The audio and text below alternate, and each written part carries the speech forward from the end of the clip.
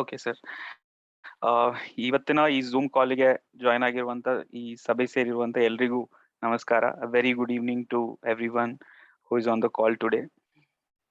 ನಾನು ನಿಮ್ಮೆಲ್ಲರನ್ನು ಈ ಕಾರ್ಯಕ್ರಮಕ್ಕೆ ಸ್ವಾಗತಿಸ್ತಾ ಇದ್ದೀನಿ. ಮೊದಲನೇದಾಗಿ ಹೆರಿಟೇಜ್ ಬೇಕು ತಂಡದಿಂದ, ಡೆಸ್ಟಿನೇಷನ್ ಹೆರಿಟೇಜ್ ಕಡೆಯಿಂದ ಮತ್ತು ಕ್ಯೂರೇಟಿಂಗ್ ಫಾರ್ ಕಲ್ಚರ್ ಕಡೆಯಿಂದ ಇವತ್ತಿನ ಕಾರ್ಯಕ್ರಮವನ್ನ ನಾನು ನಡೆಸ್ಕೊಡ್ತಾ ಇದ್ದೀನಿ. ನನ್ನ ಹೆಸರು ಮುಕುಂದ್ ಅಂತ. ನಾನು ಬೆಂಗಳೂರಿನ ನಿವಾಸಿ, ಹೆರಿಟೇಜ್ ಬೇಕು ತಂಡದ ಒಬ್ಬ ಸದಸ್ಯ. Citizen matter, citizen for Bengaluru ಮತ್ತು ಹೆರಿಟೇಜ್ ಬೇಕು ಅಂತ ಅನೇಕ ಬೆಂಗಳೂರಿನ ಸಂಸ್ಥೆಗಳಲ್ಲಿ ಸ್ವಯಂ ಸೇವಕನಾಗಿ ಕೆಲಸ ಮಾಡ್ತಿದ್ದೀನಿ. ಬೆಂಗಳೂರಿನ ಹೆರಿಟೇಜ್ ವಿಚಾರದಲ್ಲಿ ಒಂದಷ್ಟು ತಿಳುವಳಿಕೆ ಇಟ್ಕೊಂಡು ಇನ್ನೊಂದಷ್ಟು ತಿಳ್ಕೋಬೇಕು ಅಂತ ಹೇಳಿ ಈ ಸಂಘದ ಸದಸ್ಯರ ಜೊತೆ ಜೋಡಿಸ್ಕೊಂಡಿದ್ದೀನಿ. ಇವತ್ತು ನಮ್ ಜೊತೆಗೆ ಧರ್ಮೇಂದ್ರ ಕುಮಾರ್ ಸರ್ ಇದ್ದಾರೆ, ಮೈಸೂರಿನಿಂದ ಅವರು ಜಾಯಿನ್ ಆಗ್ತಿದ್ದಾರೆ. ಅವ್ರ ಬಗ್ಗೆ ಒಂದಷ್ಟು ಹೇಳೋದಾದ್ರೆ,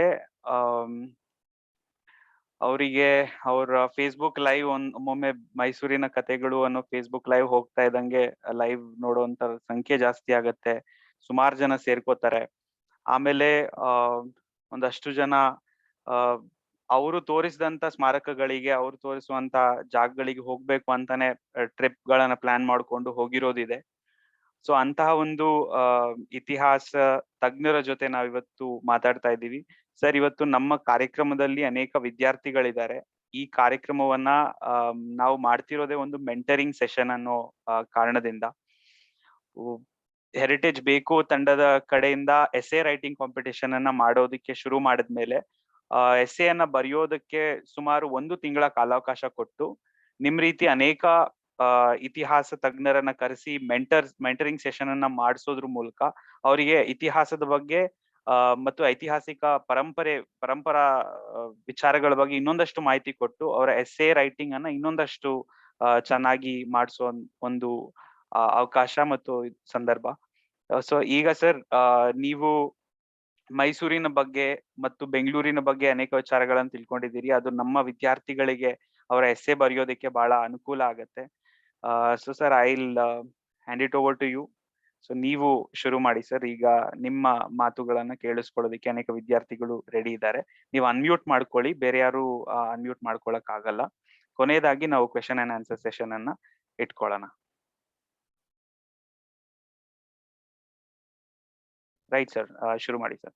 ಅನ್ಮ್ಯೂಟ್. ಓಕೆ, ಎಲ್ಲರಿಗೂ ನಮಸ್ಕಾರ. ನನ್ನ ಮಾತು ಕೇಳಿಸ್ತಾ ಇದೆ ಅಂತ ಭಾವಿಸ್ತೀನಿ.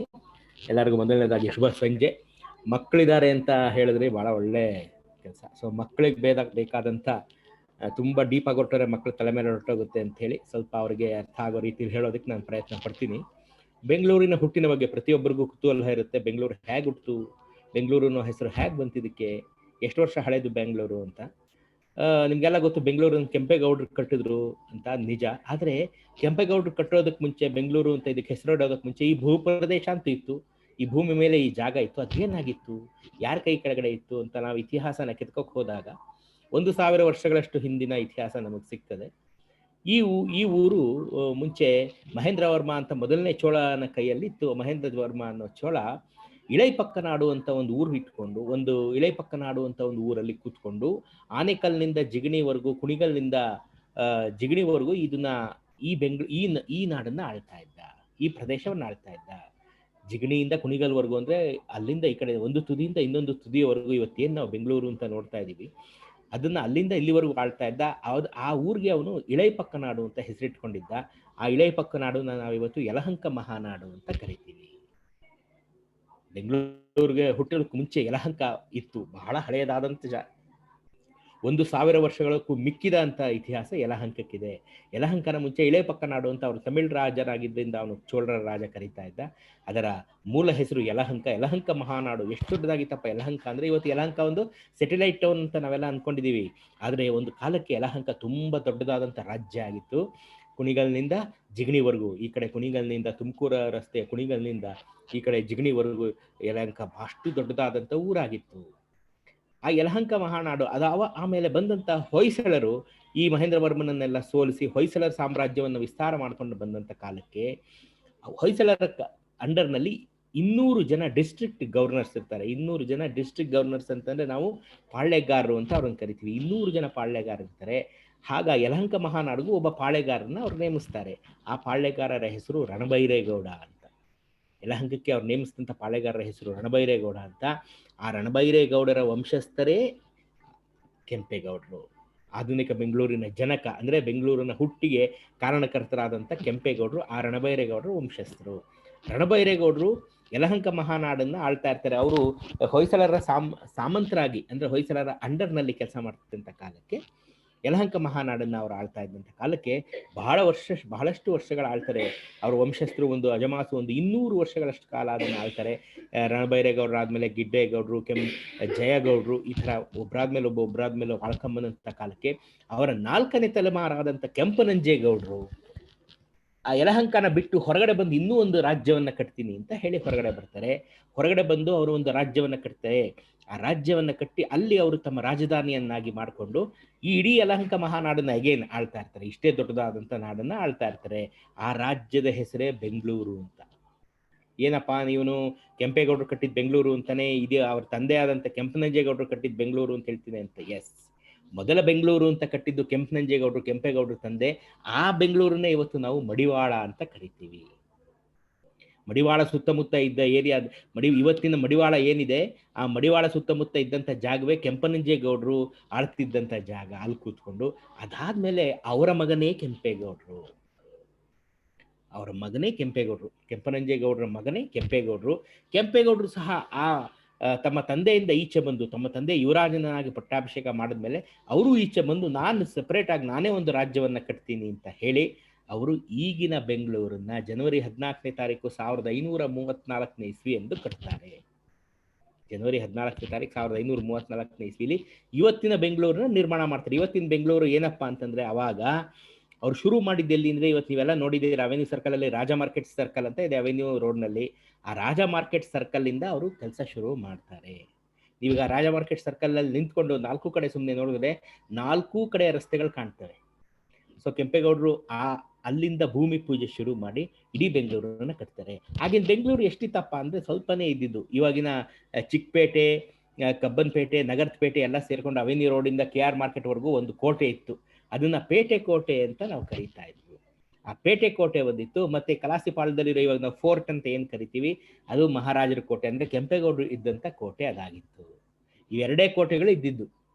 ಇವೆರಡೇ ಕೋಟೆ, ಒಂದು ಕೋಟೆ ಪೇಟೆ ಕೋಟೆ, ಇನ್ನೊಂದು ಕೋಟೆ ಮಹಾರಾಜರಿರುವಂಥ ಕೋಟೆ, ಅಲ್ಲಿ ಕೆಂಪೇಗೌಡರು ವಾಸ ಮಾಡ್ತಿದ್ದಂಥ ಕೋಟೆ.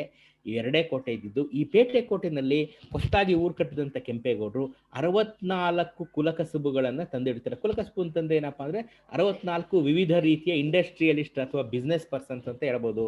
ಅಕ್ಕಿಪೇಟೆಯಲ್ಲಿ ಅಕ್ಕಿ ಮಾರೋರು, ಕುಂಬಾರಪೇಟೆಯಲ್ಲಿ ಕುಂಬಾರ ಮಾಡೋರು, ತಿಗಳರಪೇಟೆಯಲ್ಲಿ ತೋಟಗಾರಿಕೆ ಮಾಡೋರು, ಈ ರೀತಿಯಾಗಿ 66 ರೀತಿಯ ಡಿಫರೆಂಟ್ ಟೈಪ್ ಆಫ್ ಆಕ್ಯುಪೇಷನಲ್ ಇದನ್ನ ತಗೊಂಡ್ಬಂದು ಆ ಜನಾಂಗವನ್ನ ಅಲ್ಲಿಡ್ತಾರೆ. ಸೊ ಹಾಗಾಗಿ ಆ ಪೇಟೆಗಳಿಗೆ ಅವರವ್ರದ್ದೇ ಹೆಸರು ಬರುತ್ತೆ. ಕಾಟನ್ ಪೇಟೆ ಅಂತ ಹರಳೆಪೇಟೆ, ಹತ್ತಿಯನ್ನ ಮಾಡಿ ಮಾರುವಂಥವ್ರು. ಹಾಗೆ ಪ್ರತಿಯೊಂದು ಅವರವರ ಏನೇನು ಅವರವರ ಪ್ರೊಫೆಷನ್ ಇರುತ್ತೆ ಅದವ್ರಿಗೆ ತಕ್ಕಂಗೆ ಒಂದೊಂದು ಏರಿಯಾಗಳನ್ನ ಅಲ್ಲಲ್ಲ ಬಿಟ್ಟಿರ್ತಾರೆ. 64 ಕುಲಕಸುಬು ಸೇರಿ ಒಂದು ಪೇಟೆ ಕೋಟೆ ಆಗಿರುತ್ತೆ. ಆ ಪೇಟೆ ಕೋಟೆನ ಇವತ್ತು ನಾವು ಓಲ್ಡ್ ಬೆಂಗಳೂರು ಏರಿಯಾ ಅಂತ ಕರೆಯೋದು. ಇನ್ನೊಂದು ಈ ಫೋರ್ಟ್ ಒಳಗಡೆ ಇವತ್ತು ನಾವೇನು ಕಲಾಸಿಪಾಳ್ಯ ಅಂತ ಕರಿತೀವಲ್ಲ, ಆ ಫೋರ್ಟ್ ಏರಿಯಾ ಇದೆಯಲ್ಲ, ಅಲ್ಲಿ ಮಹಾರಾಜರ ಕೆಂಪೇಗೌಡರು ಅಲ್ಲಿರ್ತಾರೆ. ಸೊ ಅದು ಈ ಫೋರ್ಟಿಗೆ ನಾವು ನೋಡ್ತೀವಲ್ಲ, ಸ್ಟೋನ್ ಮೇಸನ್ರಿ, ತುಂಬಾ ಬೃಹದಾಕಾರವಾದಂಥ ಕಲ್ಲಿನಿಂದ ಕಟ್ಟಿದ ಕೋಟೆ. ಅದು ಮುಂಚೆ ಮಣ್ಣಿನ ಕೋಟೆ ಆಗಿತ್ತು. ಮಣ್ಣಿನ ಕೋಟೆಯನ್ನ ಆಮೇಲೆ ಕಲ್ಲಿನ ಕೋಟೆ ಹೇಗೆ ಮಾಡಿದ್ರು ಅಂತ ಆಮೇಲೆ ನಾನು ಮುಂದೆ ಕೇಳ್ತೀನಿ. ಅಂದ್ರೆ ಅದನ್ನ ಹೈದರ್ ಅಲಿ ಬಂದಾಗ ಇದೀಗ ಅದನ್ನ ಕಲ್ಲಿನ ಕೋಟೆ ಆಗಿ ಅದನ್ನ ಕನ್ವರ್ಟ್ ಮಾಡ್ಕೊಂಡ, ಅಂದ್ರೆ ಸ್ಟ್ರೆಂಥನ್ ಮಾಡ್ಕೊಂಡ ಕಲ್ಲಿನ ಕೋಟೆಯಾಗಿ. ಸೊ ಕೆಂಪೇಗೌಡರು ಬಹಳ 40 ವರ್ಷಗಳಷ್ಟು ಕಾಲ ಕೆಂಪೇಗೌಡರು ರಾಜ್ಯ ಆಳ್ತಾರೆ. ಕೆಂಪೇಗೌಡರು ಬಹಳ ಪ್ರಭಾವಶಾಲಿಯಾದಂಥ ಮಹಾರಾಜರಾಗಿರ್ತಾರೆ. ತುಂಬಾ ಚೆನ್ನಾಗಿ ರಾಜ್ಯ ಆಳ್ತಾರೆ. ಇವ್ರು ಎಷ್ಟು ಚೆನ್ನಾಗಿ ನ್ಯಾಯ ಪಂಚಾಯಿತಿ ಮಾಡ್ತಾ ಇರ್ತಾರೆ ಅಂತಂದ್ರೆ, ಕೆಂಪೇಗೌಡರಿಗೆ ಧರ್ಮಬೀರು ಕೆಂಪೇಗೌಡರು ಅಂತ ಹೆಸರು ಕೊಡ್ತಾರೆ. ಏನಪ್ಪಾ ಅಂತಂದ್ರೆ, ಕೆಂಪೇಗೌಡರ ಕಾಲಕ್ಕೆ ಕೃಷ್ಣದೇವರಾಯನಾದಂಥ ತಮ್ಮನಾದಂಥ ಅಚ್ಯುತರಾಯರು ಆಡಳಿತ ಮಾಡ್ತಾ ಇರ್ತಾರೆ ವಿಜಯನಗರದಲ್ಲಿ. ಕೃಷ್ಣದೇವರಾಯರು ತೀರ್ಕೊಂಡ್ಬಿಟ್ಟಿರ್ತಾರೆ 1529 ತೀರ್ಕೊಂಡ್ಬಿಟ್ಟಿರೋದ್ರಿಂದ ಅವರ ತಮ್ಮನಾದಂಥ ಅಚ್ಯುತರಾಯರು ವಿಜಯನಗರ ಸಾಮ್ರಾಜ್ಯವನ್ನು ಆಳ್ತಿದ್ದಂಥ ಕಾಲಕ್ಕೆ ಇವರು ಕೆಂಪೇಗೌಡರ ನ್ಯಾಯ ಪಂಚಾಯಿತಿಯನ್ನು ನೋಡಿ ಅವರಿಗೆ ಧರ್ಮಬೀರು ಹಿರಿಯ ಕೆಂಪೇಗೌಡರು ಅಂತ ಒಂದು ಬರೆದುಕೊಡ್ತಾರೆ. ಅಷ್ಟು ನ್ಯಾಯಸಮ್ಮತವಾದಂಥ ಸಮಂಜಸವಾದಂಥ ನ್ಯಾಯವನ್ನು ಕೆಂಪೇಗೌಡರು ಮಾಡ್ತಾ ಇರ್ತಾರೆ. ಮತ್ತು ಕೆಂಪೇಗೌಡರು ಅತ್ಯಂತ ಧೀರರು ಶೂರರು ಆಗಿರ್ತಾರೆ. ಕೆಂಪೇಗೌಡರು ಅಷ್ಟೇ, ಅವರ ತಂದೆಯಾದಂಥ ಕೆಂಪನಂಜೇಗೌಡರು ಅಷ್ಟೇ. ಕೆಂಪನಂಜೇಗೌಡರು ಕೃಷ್ಣದೇವರಾಯನ ಬಲಗೈ ಬಂಟ ಆಗಿರ್ತಾರೆ, ಕೃಷ್ಣದೇವರಾಯನ ರೈಟ್ ಹ್ಯಾಂಡ್ ಆಗಿರ್ತಾರೆ. ಕೃಷ್ಣದೇವರಾಯ ಭಾಗವಹಿಸಿದಂಥ ಎಲ್ಲ ಯುದ್ಧಗಳಲ್ಲಿ ಭಾಗವಹಿಸಿದಂಥ ಕೀರ್ತಿ ಕೆಂಪನಂಜೇಗೌಡರಿಗೆ ಇರುತ್ತೆ.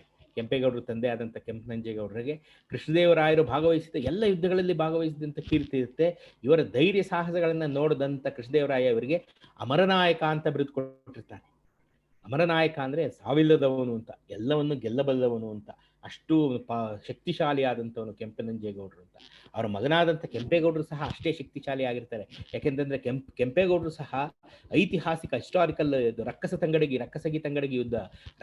ಯುದ್ಧ, ಡೆಕ್ಕನ್ ಸುಲ್ತಾನೇಟ್ ವರ್ಸಸ್ ಅಳಿಯಾರಾಮರಾಯ, ವಿಜಯನಗರದ ಅತ್ಯಂತ ನಿರ್ಣಾಯಕ ಯುದ್ಧದಲ್ಲಿ 1565ರಲ್ಲಿ ಭಾಗವಹಿಸಿದ್ದಂಥ ಒಂದು ಖ್ಯಾತಿಯನ್ನು ಹೊಂದಿದ್ದಾರೆ ಕೆಂಪೇಗೌಡರು. 29 ದಿನಗಳ ಕಾಲ ನಡೆದಂಥ ಅತ್ಯಂತ ದೊಡ್ಡ ಯುದ್ಧ ಅದು ರಕ್ಕಸತಂಗಡಿ ಯುದ್ಧ.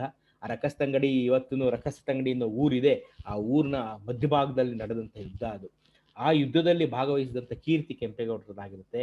ಕೆಂಪೇಗೌಡರು ಆ ಯುದ್ಧದಲ್ಲಿ ಎಷ್ಟು ಗಾಯಗೊಂಡ್ಬಿಟ್ಟಿರ್ತಾರೆ ಅಂತಂದ್ರೆ ಕೋಮಾ ಸ್ಟೇಜ್ ಹೊರಟೋಗ್ತಾರೆ ಕೆಂಪೇಗೌಡರು.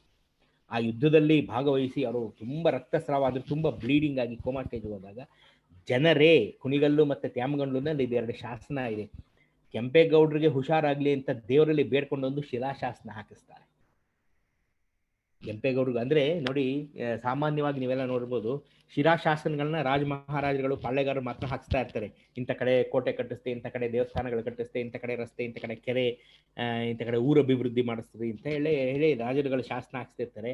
ಆದ್ರೆ ಇದು ಬಹಳ ಅಪರೂಪದ ವಿದ್ಯಮಾನ. ಏನಪ್ಪಾ ಅಂತಂದ್ರೆ ಪ್ರಜೆಗಳೇ ಮಹಾರಾಜನಿಗೆ ಒಳಿತಾಗ್ಲಿ, ಮಹಾರಾಜ ಹುಷಾರಾಗ್ಲಿ ಅಂತ ತಿರುಪತಿಗೆ ಹರಕೆ ಹೊತ್ಕೊಂಡೊಂದು ಶಿಲಾಶಾಸನ ಹಾಕಿಸ್ತಾರೆ.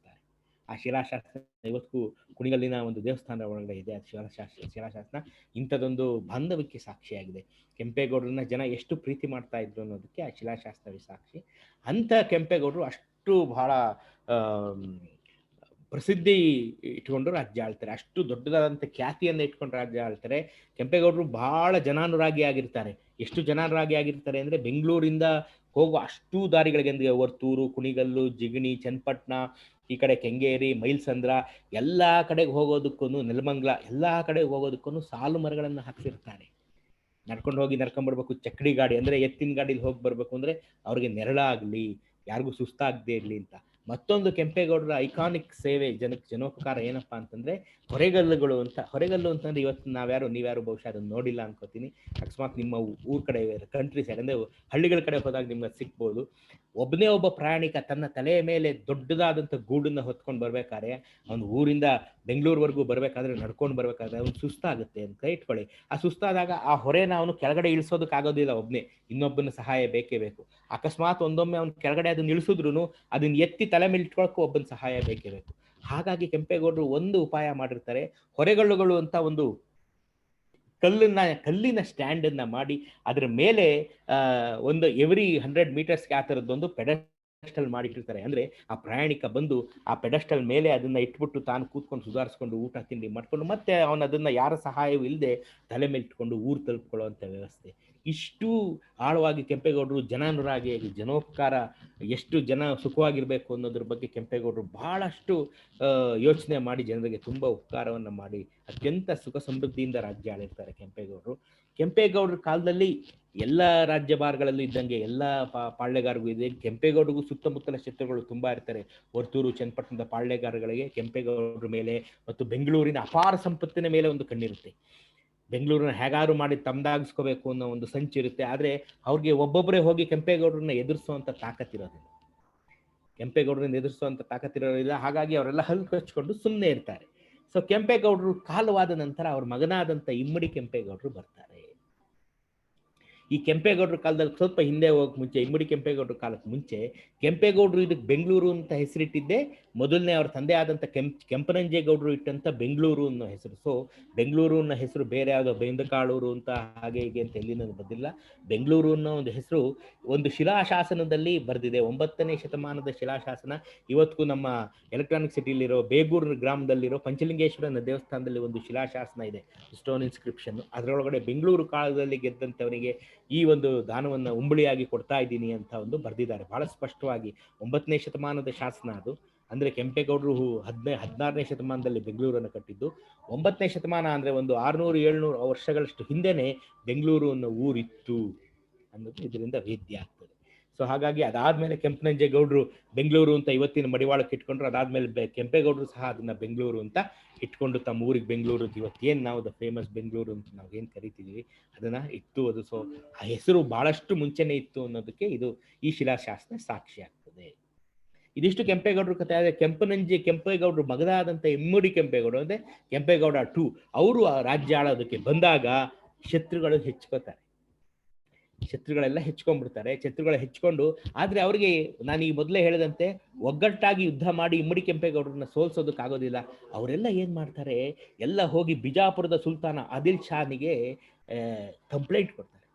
ಅಂದ್ರೆ ಅವನಿಗೆ ದೂರನ್ನ ಕೊಡ್ತಾರೆ. ಏನಂತ ದೂರ ಕೊಡ್ತಾರೆ, ಏನಂತ ಕಂಪ್ಲೇಂಟ್ ಕೊಡ್ತಾರಪ್ಪ ಅಂತಂದ್ರೆ, ಇಲ್ಲೊಂದು ಬೆಂಗಳೂರು ಅಂತ ಇದೆ, ಬಹಳ ಸಂಪದ್ಭರಿತವಾಗಿದೆ, ತುಂಬಾ ವೆಲ್ತ್ ಇದೆ, ತುಂಬಾ ಹಣ ಇದೆ, ಆಸ್ತಿ ಐಶ್ವರ್ಯ ಅಂತಸ್ತು ಎಲ್ಲ ಇದೆ. ನಮ್ಮ ಕೈಲಿ ಒಬ್ಬರ ಕೈಯಲ್ಲಿ ಇಮ್ಮಡಿ ಕೆಂಪೇಗೌಡರನ್ನ ಸೋಲ್ಸಕ್ಕಾಗೋದಿಲ್ಲ. ನೀವು ಇಲ್ಲಿಂದ ಬಂದು ನಮಗೆ ಸಾಥ್ ಕೊಟ್ರೆ, ನೀವು ಸೈನಿಕರನ್ನ ನಿಮ್ಮ ಸೈನ್ಯಗಳನ್ನ ಇಲ್ಲಿಗೆ ಕಳಿಸ್ಕೊಟ್ರೆ ನಾವು ಯುದ್ಧವನ್ನ ಗೆಲ್ತೀವಿ ಅಂತ. ಆಗ ಆದಿಲ್ ಶಾಹಿ ನಗ್ತಾನೆ, ನೀವೆಲ್ಲ ನೆರೆಹೊರೆಯವರು, ನೀವೆಲ್ಲ neighbours, you are all neighbours, ನೀವೆಲ್ಲ ಚೆನ್ನಾಗಿರ್ಬೇಕು ಅಕ್ಕಪಕ್ಕದಲ್ಲಿರೋರು, ಯಾಕೆ ನೀವೇ ಕಚ್ಚಾಡ್ಕೋತೀರಾ, ಯಾಕೆ ನೀವು ಇಮ್ಮಡಿ ಕೆಂಪೇಗೌಡರನ್ನ ನೀವು ಯುದ್ಧ ಮಾಡ್ಬೇಕು, ನೀವೆಲ್ಲ ಜೊತೆಲೇ ಇರ್ಬೋದಲ್ಲ ಅಂತ ಕೇಳ್ತಾನೆ. ಆದ್ರೆ ಇವ್ರಿಗೆ ನೋಡಿ ಇದನ್ನ ಹೇಳ್ತೀನಿ, ಜಲಸಿ ಅನ್ನೋದು ಹೇಗಿರುತ್ತೆ ಅಂತ. ಒಬ್ರು ಮುಂದೆ ಬಂದ್ರೆ ಇನ್ನೊಬ್ರಿಗೆ ಸಹಿಸೋಕ್ಕಾಗೋದಿಲ್ಲ ಅಂತ. ಇಮ್ಮಡಿ ಕೆಂಪೇಗೌಡರು ಮುಂದೆ ಬರೋದನ್ನ ಚನ್ನಪಟ್ಟಣದ ಪಾಳ್ಯಗಾರನ ಕೈಲಿ, ಜಿಗಣಿ ಪಾಳ್ಯಗಾರನ ಕೈಲಿ ಸಹಿಸೋಕ್ಕಾಗೋದಿಲ್ಲ. ಸೊ ಹಾಗಾಗಿ ಅವ್ರು ಹೇಳ್ತಾರೆ, ಇಲ್ಲ ಇಲ್ಲ ಇಲ್ಲ ನಮ್ಗೆ ಬೇಕೇ ಬೇಕು, ನಾವು ಇವ್ರನ್ನ ಸೋಲ್ಸ್ಲೇಬೇಕು ಅಂತ. 1 ವರ್ಷಗಳಷ್ಟು ಹೋಗಿ ಅವನ್ನ ಒತ್ತಾಯ ಮಾಡ್ತಾರೆ, ನೀವು ಬಂದು ನಂಗೆ ಸಪೋರ್ಟ್ ಮಾಡಿ, ನೀವು ಬಂದು ನಂಗೆ ಸಪೋರ್ಟ್ ಮಾಡಿ. ಆದಿಲ್ ಶಾಹಿ ಹೇಳ್ತಾನೆ, ನೀವು ಈ ತರ ಒಳಜಗಳಗಳಿಂದ ನೀವೆಲ್ಲ ಒಬ್ರಿಗೊಬ್ರು ಹಾಳಾಗ್ತಾ ಇದ್ದೀರಿ, ಸೊ ನಾನೇನು ಮಾಡೋಕ್ಕಾಗಲಿಲ್ಲ ಅಂತ ಹೇಳಿ ಅವನು ಇಬ್ಬರ ಸೇನಾಧಿಪತಿಗಳನ್ನ ಇವ್ರಗಳ ಜೊತೆ ಕಳಿಸ್ಕೊಡ್ತಾನೆ. ಅಪಾರವಾದ ಸೈನ್ಯದೊಂದಿಗೆ, ಒಬ್ಬ ಹಿಂದೂ ಸೇನಾಧಿಪತಿ, ಒಬ್ಬ ಮುಸ್ಲಿಂ ಸೇನಾಧಿಪತಿ, ಇಬ್ಬರನ್ನ ಅಪಾರವಾದ ಸೈನ್ಯದೊಂದಿಗೆ ಕಳಿಸ್ಕೊಡ್ತಾನೆ. ಹೋಗಿ ಇವ್ರಗಳ ಜೊತೆ ಬೆಂಗಳೂರು ಅಂತ ಒಂದು ಊರಿದೆಯಂತೆ, ಅದನ್ನು ಗೆದ್ಕೊಡಿ ಅಂತ ಹೇಳ್ತಾನೆ. ಅವರಿಬ್ರು ಬಂದು ಇವರೆಲ್ಲರೂ ಸೇರ್ಕೊಂಡು ಇಮ್ಮಡಿ ಕೆಂಪೇಗೌಡರನ್ನ ಸೋಲಿಸ್ತಾರೆ. ಅವಾಗ ಯುದ್ಧದ ರೂಲ್ಸ್ ಏನಪ್ಪಾ ಅಂತಂದ್ರೆ, ಯಾವ ರಾಜ ಯುದ್ಧದಲ್ಲಿ ಸೋಲ್ತಾನೋ ಅವನು ಗೆದ್ದ ರಾಜನಿಗೆ ಯುದ್ಧದ ಖರ್ಚು, ವಾರ್ ಎಕ್ಸ್ಪೆನ್ಸ್ ಅನ್ನ ಕೊಡ್ಬೇಕಾಗುತ್ತೆ. ಅದು ಅವತ್ತಿನ ಯುದ್ಧದ ನಿಯಮ ಆಗಿರುತ್ತೆ. ಆಗ ಅವನು ಇಮ್ಮಡಿ ಕೆಂಪೇಗೌಡರ ಹತ್ರ ದುಡ್ಡು ಕೊಡೋಕೆ ಇಲ್ಲದೆ ಇರೋದ್ರಿಂದ ಭಾರತದಲ್ಲಿ ಮೊದಲ ಬಾರಿಗೆ ಯುದ್ಧದ ಖರ್ಚನ್ನ ಕೊಡಲಾಗದಿದ್ದಕ್ಕೆ ತನ್ನ ಮಗನನ್ನ ಒತ್ತೆ ಇಟ್ಟಂತ ಮೊದಲ ಮಹಾರಾಜ ಇಮ್ಮಡಿ ಕೆಂಪೇಗೌಡ.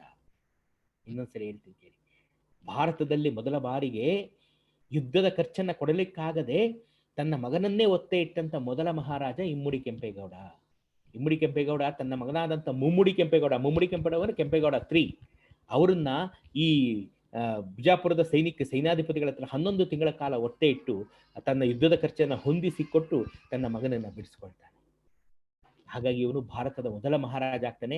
2ನೇ ಆಡಳಿತಗಾರ ಬಂದು ಟಿಪ್ಪು ಸುಲ್ತಾನ್, ನಿಮ್ಗೆ ಗೊತ್ತು, ಕಾರ್ನ್ವಾಲಿಸ್ ಹತ್ರ 3ನೇ ಆಂಗ್ಲೋ ಮೈಸೂರು ಯುದ್ಧದ ಕಾಲದಲ್ಲಿ ತನ್ನ ಇಬ್ಬರು ಮಕ್ಕಳನ್ನ ಒತ್ತೆ ಇಟ್ಟಿರ್ತಾರೆ. ಅದಕ್ಕೂ ಮುಂಚೆ ಇಮ್ಮಡಿ ಕೆಂಪೇಗೌಡ ತನ್ನ ಮಗನಾದಂಥ ಮುಮ್ಮಡಿ ಕೆಂಪೇಗೌಡನ ಇವ್ರ ಜೊತೆ ಒತ್ತೆ ಇಟ್ಟಿರ್ತಾನೆ. ಯುದ್ಧದಲ್ಲಿ ಸೋತ್ ಮೇಲೆ ಇಮ್ಮಡಿ ಕೆಂಪೇಗೌಡ ತನ್ನ ವಂಶಸ್ಥರೊಂದಿಗೆ ಅವರು ಬೆಂಗಳೂರಿನಿಂದ ಹೊರಟೋಗಿ ಮಾಗಡಿಯನ್ನು ತಮ್ಮ ರಾಜಧಾನಿಯಾಗಿ ಮಾಡಿಕೊಂಡು ಅಲ್ಲಿ ಅವರು ಉಳ್ಕೊಂಡ್ಬಿಡ್ತಾರೆ. ಅಲ್ಲಿಗೆ ಕೆಂಪೇಗೌಡರ ವಂಶಸ್ಥರಿಗೆ ಬೆಂಗಳೂರಿನ ಋಣ ಪಾಪ ಅಲ್ಲಿ ತೀರೋಗುತ್ತೆ. ಇವರೆಲ್ಲ ಮೋಸದಿಂದ ಗೆದ್ಕೊಂಡವರು ಅಲ್ಲಿ ಉಳ್ಕೊಳ್ತಾರೆ. ಬಿಜಾಪುರದಿಂದ ಬಂದಿರ್ತಾರಲ್ಲ ಹಿಂದೂ ಮತ್ತು ಮುಸಲ್ಮಾನ್ ಸೇನಾಧಿಪತಿಗಳಲ್ಲಿ, ಹಿಂದೂ ಸೇನಾಧಿಕಾರಿಗೆ ಬೆಂಗಳೂರು ಮೇಲೆ ಬಹಳ ಮೋಹ ಆಗ್ಬಿಡುತ್ತೆ. ಬೆಂಗಳೂರು ತುಂಬಾ ಇಷ್ಟ ಆಗೋಗುತ್ತೆ. ನಾನು ಹೇಳ್ತೇನೆ, ನಾ ಇಲ್ಲಿಂದ ಹೋಗೋದಿಲ್ಲಪ್ಪ, ನಾನು ಇಲ್ಲೇ ಸೆಟ್ ಆಗ್ಬಿಡ್ತೀನಿ.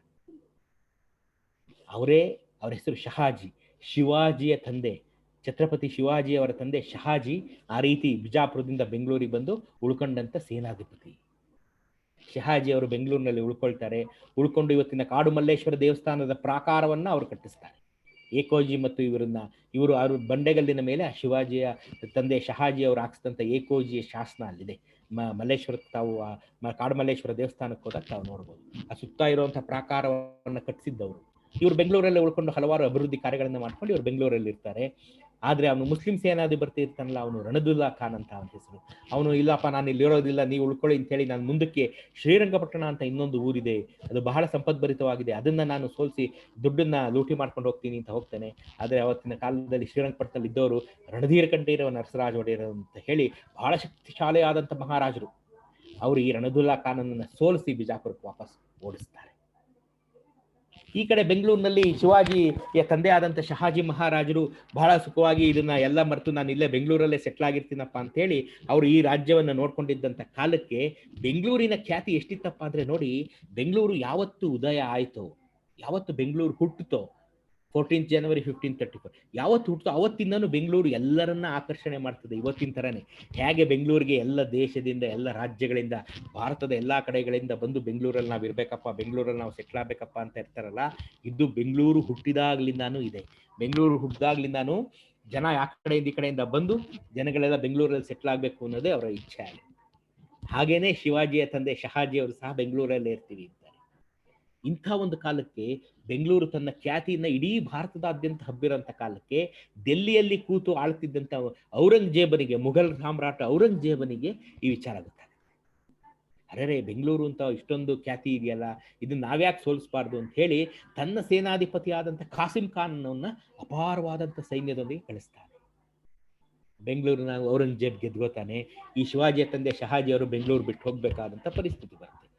ಆಗ ಬೆಂಗಳೂರನ್ನ ಗೆದ್ದಂತ ಔರಂಗಜೇಬ ಅಲ್ಲಿ ತನ್ನ ಸೇನಾಧಿಪತಿ ಆದಂತ ಕಾಸಿಂ ಖಾನನ್ನ ಇಟ್ಟು ಆ ಬೆಂಗಳೂರನ್ನ ತಾನು ಆಳೋದಕ್ಕೆ ಶುರು ಮಾಡ್ತಾರೆ. ನೋಡಿ ಬೆಂಗಳೂರು ಎಷ್ಟು ಜನದ ಕೈಗೆ ಹೋಯ್ತು. ಕೆಂಪೇಗೌಡರು ಸೃಷ್ಟಿ ಮಾಡಿದ್ರು, ಕೆಂಪೇಗೌಡರು ಈ ಬೆಂಗಳೂರನ್ನ ಊರನ್ನ ಕಟ್ಟಿದ್ರು. ಅದಾದ್ಮೇಲೆ ಇಮ್ಮಡಿ ಕೆಂಪೇಗೌಡರು ಬಂದ್ರು. ಅದಾದ್ಮೇಲೆ ಇದು ಮರಾಠರ ವಶ ಆಯ್ತು. ಅದಾದ್ಮೇಲೆ ಬಿಜಾಪುರ ಆದಿಲ್ ಶಾಹಿಗಳ ವಶ ಆಯ್ತು. ಅದಾದ್ಮೇಲೆ ಈಗ ಔರಂಗಜೇಬನ ದಿಲ್ಲಿ ಮುಘಲ್ ಸಾಮ್ರಾಟರ ವಶ ಆಯ್ತು ಬೆಂಗಳೂರು.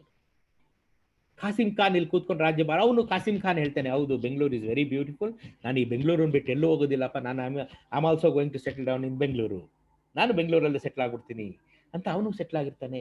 ಅವೆನ್ಯೂ ರೋಡ್ನಲ್ಲಿ ಒಂದು ಮಸೀದಿ ಇದೆ, ಅದು ಕಾಸಿಂ ಖಾನ್ ಕಟ್ಟಿಸಿದಂಥ ಮಸೀದಿ. 17ನೇ ಶತಮಾನದ ಬೆಂಗಳೂರಿನ ಪ್ರಥಮ ಮಸೀದಿ ಅದು ಕಾಸಿಂ ಖಾನ್ ಕಟ್ಟಿಸಿದ್ರೆ. ಇವತ್ತು ಅವೆನ್ಯೂ ರೋಡ್ ನೀವು ಮಾರ್ಕೆಟ್ ಕಡೆಯಿಂದ ಹೋದ್ರೆ ನೀವು ಎಡಗಡೆನೆ ನೀವು ಕಾಣುವಂಥ ಮೊದಲ ಮಸೀದಿನೇ ಕಾಸಿಂ ಖಾನ್ ಕಟ್ಟಿಸಿದಂಥ ಬೆಂಗಳೂರಿನ ಪ್ರಥಮ ಮಸೀದಿ ಅಲ್ಲಿರುತ್ತೆ. ಸೊ ಬೆಂಗಳೂರನ್ನ ಕಾಸಿಂ ಖಾನ್ ತಾನು ಆನಂದವಾಗಿ ಕೂತ್ಕೊಂಡು ಆಳ್ತಿರ್ತಕ್ಕಂಥ ಹೊತ್ತಿನಲ್ಲಿ ಶ್ರೀರಂಗಪಟ್ಟಣವನ್ನು ಆವಾಗ 1673 ಇಂದ ಚಿಕ್ಕದೇವರಾಜ ಒಡೆಯರ್ ಅಂತ ಮೈಸೂರಿನ ಮಹಾಶಕ್ತಿಶಾಲಿ ಆದಂಥ ಮಹಾರಾಜರು ಆಳ್ತಾ ಇರ್ತಾರೆ. ಅವರು ಔರಂಗಜೇಬನ ಸ್ನೇಹಿತರಾಗಿರ್ತಾರೆ. ಯಾಕೆಂತಂದ್ರೆ ಚಿಕ್ಕದೇವರಾಜ ಒಡೆಯರ್ ಖ್ಯಾತಿ ಆ ಕಾಲಕ್ಕೆ ಇಡೀ ಭಾರತದಲ್ಲಿ ಲಭ್ಯವಿರುತ್ತೆ. ಅವರ ಯುದ್ಧ ತಂತ್ರಜ್ಞಾನ, ಅವರ ಚಾಕಚಕ್ಯತೆ, ಅವರ ಆಡಳಿತ ಎಲ್ಲವೂ ಬಹಳ ಮೆಚ್ಚುಗೆ ಆಗಿರುತ್ತೆ ಎಲ್ರಿಗೂ. ಸೊ ಔರಂಗಜೇಬ ಇವರನ್ನ ಸನ್ಮಾನಿಸಿ ರಾಜ ಜಗದೇವ ಅಂತ ಬೆರೆದು ಕೊಟ್ಟಿರ್ತಾರೆ. ಯಾರನ್ನೂ ಒಪ್ಪದ ಔರಂಗಜೇಬ ಚಿಕ್ಕದೇವರಾಜ ಒಡೆಯರನ್ನ ತನ್ನ ಸ್ನೇಹಿತನಾಗಿ ಸ್ವೀಕರಿಸಿ ಅವ್ರಿಗೆ ರಾಜ ಜಗದೇವ ಅಂತ ಬಿರುದು ಕೊಟ್ಟು ಅವರನ್ನ ಸ್ನೇಹಿತನಾಗಿ ಮಾಡ್ಕೊಂಡಿರ್ತಾನೆ. ಸೊ ಇದು ಬೆಂಗಳೂರು ಅನ್ನುವಂಥ ಊರು ಔರಂಗಜೇಬನಿಗೆ ಸೇರಿದ್ದು ಅಂತ ಗೊತ್ತಾದಂಥ ಚಿಕ್ಕದೇವರಾಜ ಒಡೆಯರು ಸೀದಾ ಔರಂಗಜೇಬನನ್ನ ಪತ್ರ ಬರೀತಾರೆ. ಈ ಬೆಂಗಳೂರು ನೀನ್ ಯಾಕಪ್ಪ ಇಟ್ಕೊಂಡಿದ್ಯಾ, ನೀನ್ ಡೆಲ್ಲಿಲಿ ಕೂತ್ಕೊಂಡಿದ್ದನ್ನ ಆಳೋದು ಕಷ್ಟ ಆಗುತ್ತೆ ಕಣಯ್ಯ, ನನಗೆ ಕೊಟ್ಬಿಡು ಈ ಬೆಂಗಳೂರನ್ನ, ನಾನೇನಿಗೆ ದುಡ್ಡು ಕೊಡ್ತೀನಿ ಅಂತ ಹೇಳ್ತಾರೆ. ಆ ಮಾತುಕತೆ ಆಗಿ 3 ಲಕ್ಷ ರೂಪಾಯಿಗಳಿಗೆ ಬೆಂಗಳೂರು ಒಪ್ಪಂದ ಆಗುತ್ತೆ. ಚಿಕ್ಕದೇವರಾಜ ಒಡೆಯರು 3 ಲಕ್ಷ ರೂಪಾಯಿಗಳನ್ನ ಕೊಟ್ಟು ಬೆಂಗಳೂರನ್ನ ತಗೊಳ್ತಾರೆ. 3 ಲಕ್ಷ ರೂಪಾಯಿಗಳನ್ನ ನೇರವಾಗಿ ಬೆಂಗಳೂರಿಗೆ ಕೊಡ್ತಾರೆ. ನೇರವಾಗಿ ಔರಂಗಜೇಬನಿಗೆ ಕೊಡ್ತಾರೆ. ಅವರು ಇಲ್ಲಿ ಆಳ್ತಿದ್ದಂತ ಅವನ ಸೈನ್ಯಾಧಿಕಾರಿ ಕಾಸಿಂ ಖಾನನಿಗೆ ಕೊಡೋದಿಲ್ಲ ಅಂತ, ನೇರವಾಗಿ ಔರಂಗಜೇಬನಿಗೆ ದಿಲ್ಲಿಗೆ 3 ಲಕ್ಷ ರೂಪಾಯಿಗಳನ್ನ ತಲುಪಿಸಿ ಇವರು ತಾವು ಬೆಂಗಳೂರನ್ನ ತಗೊಳ್ತಾರೆ. ಅಲ್ಲಿಂದ 1678, 1676, 1678 ಇಂದ ಅಧಿಕೃತವಾಗಿ ಬೆಂಗಳೂರು ಮೈಸೂರು ಸಂಸ್ಥಾನಕ್ಕೆ ಸೇರಿಕೊಳ್ಳುತ್ತೆ. ಅವತ್ತಿಂದ ಇವತ್ತವರೆಗೂ ಮೈಸೂರು ಸಂಸ್ಥಾನ ಅಂದ್ರೆ ಕರ್ನಾಟಕದಲ್ಲೇ ಉಳ್ಕೊಂಡಿದೆ ಬೆಂಗಳೂರು. ಎಷ್ಟು ಕೈ ಬದಲಾಯಿತು ನೋಡಿ ಬೆಂಗಳೂರು. ಕಟ್ಟಿದ್ದು ಕೆಂಪೇಗೌಡರು, ಆಳಿದ್ದು ಇಮ್ಮಡಿ ಕೆಂಪೇಗೌಡರು, ಬಂದು ಸೋಲ್ಸಿದ್ದು ಬಹುಮನಿ ಸುಲ್ತಾನ್ರು, ಇಲ್ಲಿ ಉಳ್ಕೊಂಡಿದ್ದು ಮರಾಠರು, ಆಮೇಲೆ ಮುಘಲರು, ಇಷ್ಟೂ ಜನರ ಕೈ ಬದಲಾಯಿಸ್ಕೊಂಡು ಬೆಂಗಳೂರು ಕೊನೆಗೆ ಮೈಸೂರು ಸಂಸ್ಥಾನಕ್ಕೆ, ಮೈಸೂರು ಮಹಾರಾಜರ ಕೈಗೆ 3 ಲಕ್ಷ ವರಹಗಳ ಬೆಲೆಯಲ್ಲಿ ಬಂದು ಕೂತ್ಕೊಳ್ಳುತ್ತೆ. ಚಿಕ್ಕದೇವರಾಜ ಒಡೆಯರ್ ಬಂದಂಥ ಕಾಲಕ್ಕೆ ಬೆಂಗಳೂರು ಎಷ್ಟು ಖ್ಯಾತಿ ಇರುತ್ತೆ, ಬೆಂಗಳೂರಲ್ಲಿ ಎಷ್ಟು ಬಿಸ್ನೆಸ್ ಇರುತ್ತೆ, ಬೆಂಗಳೂರಲ್ಲಿ ಎಷ್ಟು ಟರ್ನ್ ಓವರ್ ಇರುತ್ತೆ ಅಂತಂದ್ರೆ ಅವತ್ತು ಭಾರತಾದ್ಯಂತ ಇದ್ದ ಎಲ್ಲ ವರಹಗಳು ಚಲಾವಣೆಯಲ್ಲಿದ್ದಂಥ ಏಕೈಕ ಊರು ಬೆಂಗಳೂರಾಗಿರುತ್ತೆ. ಯೋಚನೆ ಮಾಡ್ತಿರ್ಬೋದು ಭಾರತಾದ್ಯಂತ ಒಂದೇ ಕರೆನ್ಸಿ ಇತ್ತಲ್ವ ಅಂತ. ಇಲ್ಲ, ಮೈಸೂರಲ್ಲಿ ಒಂಥರ ಕರೆನ್ಸಿ, ಬಿಜಾಪುರಲ್ಲಿ ಒಂಥರ ಕರೆನ್ಸಿ, ದುರ್ಗದಲ್ಲಿ ಒಂಥರ ಕರೆನ್ಸಿ, ವಿಜಯನಗರದಲ್ಲಿ ಒಂಥರ ಕರೆನ್ಸಿ, ಮುಘಲಲ್ಲಿ ಒಂಥರ ಕರೆನ್ಸಿ, ಅವಧಲ್ಲಿ ಒಂಥರ ಕರೆನ್ಸಿ, ಹೈದರಾಬಾದ್ನಲ್ಲಿ ಒಂಥರ ಕರೆನ್ಸಿ, ಬೆಂಗಾಲ್ನಲ್ಲಿ ಒಂಥರ ಕರೆನ್ಸಿ, ಸಿಲೋನ್ನಲ್ಲಿ ಒಂಥರ ಕರೆನ್ಸಿ, ತಮಿಳ್ನಾಡಲ್ಲಿ ಒಂಥರ ಕರೆನ್ಸಿ, ತಿರುವಾಂಕೂರಲ್ಲಿ ಒಂಥರ ಕರೆನ್ಸಿ. ಸೊ ಹಲವು ವಿಧದ ನೋಟು ಕರೆನ್ಸಿ ಚಲಾವಣೆಯಲ್ಲಿದ್ದಂಥ ಕಾಲದಲ್ಲಿ ಬೆಂಗಳೂರಿನಲ್ಲಿ ಎಲ್ಲಾ ಕರೆನ್ಸಿನೂ ಚಲಾವಣೆಯಲ್ಲಿ ಇರುತ್ತೆ ಅಂದ್ರೆ ಬೆಂಗಳೂರಿನ ಬಿಸ್ನೆಸ್ ಎಷ್ಟು ಸ್ಪ್ರೆಡ್ ಆಗಿತ್ತು, ಎಷ್ಟು ವೈಡ್ ಆಗಿತ್ತು, ಭಾರತಾದ್ಯಂತ ಹರಡ್ಕೊಂಡಿತ್ತು. ಸಿಲೋನಿಂದ ಅಫ್ಘಾನಿಸ್ತಾನದವರೆಗೂ ಬೆಂಗಳೂರಿನ ಬಿಸ್ನೆಸ್ ಹರಡ್ಕೊಂಡಿತ್ತು. ಅಷ್ಟು ಪ್ರಖ್ಯಾತಿ ಪಡೆದಿತ್ತು ಬೆಂಗಳೂರು. ಚಿಕ್ಕದೇವರಾಜ ಒಡೆಯರ್ ಕಾಲಕ್ಕೆ ಬಹಳ ಕೆಲಸ ಆಗುತ್ತೆ. ಚಿಕ್ಕದೇವರಾಜ ಒಡೆಯರು ಬೆಂಗಳೂರಿನ ಇನ್ನೂ ಹೆಚ್ಚು ಬಿಸ್ನೆಸ್ನಿಂದ ಇನ್ನೂ ಹೆಚ್ಚು ಅಭಿವೃದ್ಧಿ ಪಡಿಸ್ತಾರೆ. ಬೆಂಗಳೂರು ಏನು ಅಫಿಷಿಯಲ್ ಆಗಿ ಮೈಸೂರು ಸಂಸ್ಥಾನಕ್ಕೆ ಅವಾಗ ಸೇರ್ಕೊಳ್ತದೆ. ಅದಾದಮೇಲೆ 1704ನಲ್ಲಿ 1704ರಲ್ಲಿ ಚಿಕ್ಕದೇವರಾಜ ಒಡೆಯರು ತೀರ್ಕೊಳ್ತಾರೆ. 1707ನಲ್ಲಿ ಔರಂಗಜೇಬ ಸಹ ತೀರ್ಕೊಳ್ತಾನೆ.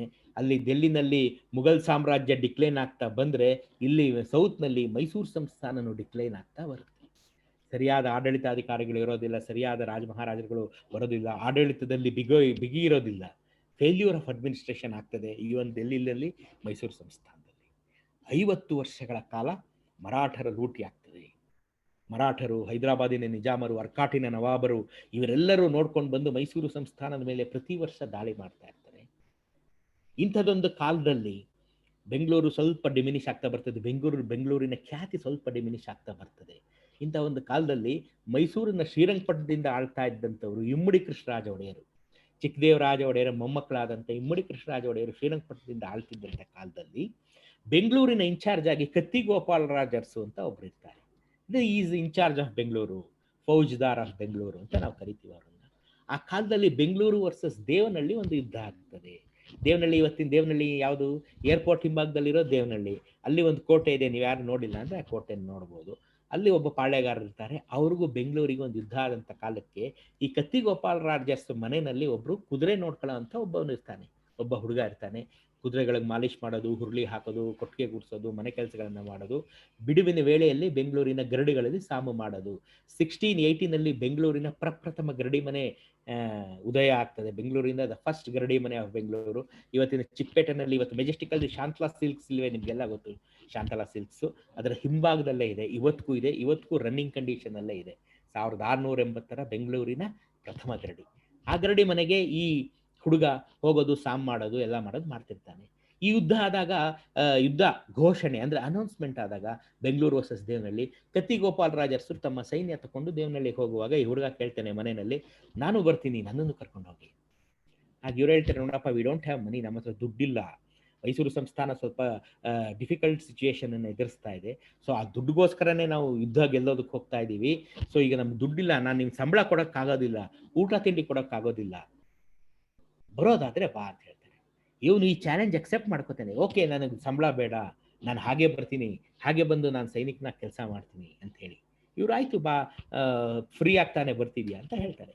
ಇವನ್ ತಕ್ಷಣ ವಾಪಸ್ ತನ್ನ ಗರಡಿಗೆ ಹೋಗಿ ಅಲ್ಲಿದ್ದಂಥ ತನ್ನ ಫ್ರೆಂಡ್ಸ್ 50 ಜನನ್ನ ಕೂಡಿಸ್ಕೊಳ್ತಾನೆ. ಅವರು ಒಂದು ಸಣ್ಣ ಟೀಮ್ ಆಗಿ ಇವ್ರ ಜೊತೆ ಬರ್ತಾರೆ.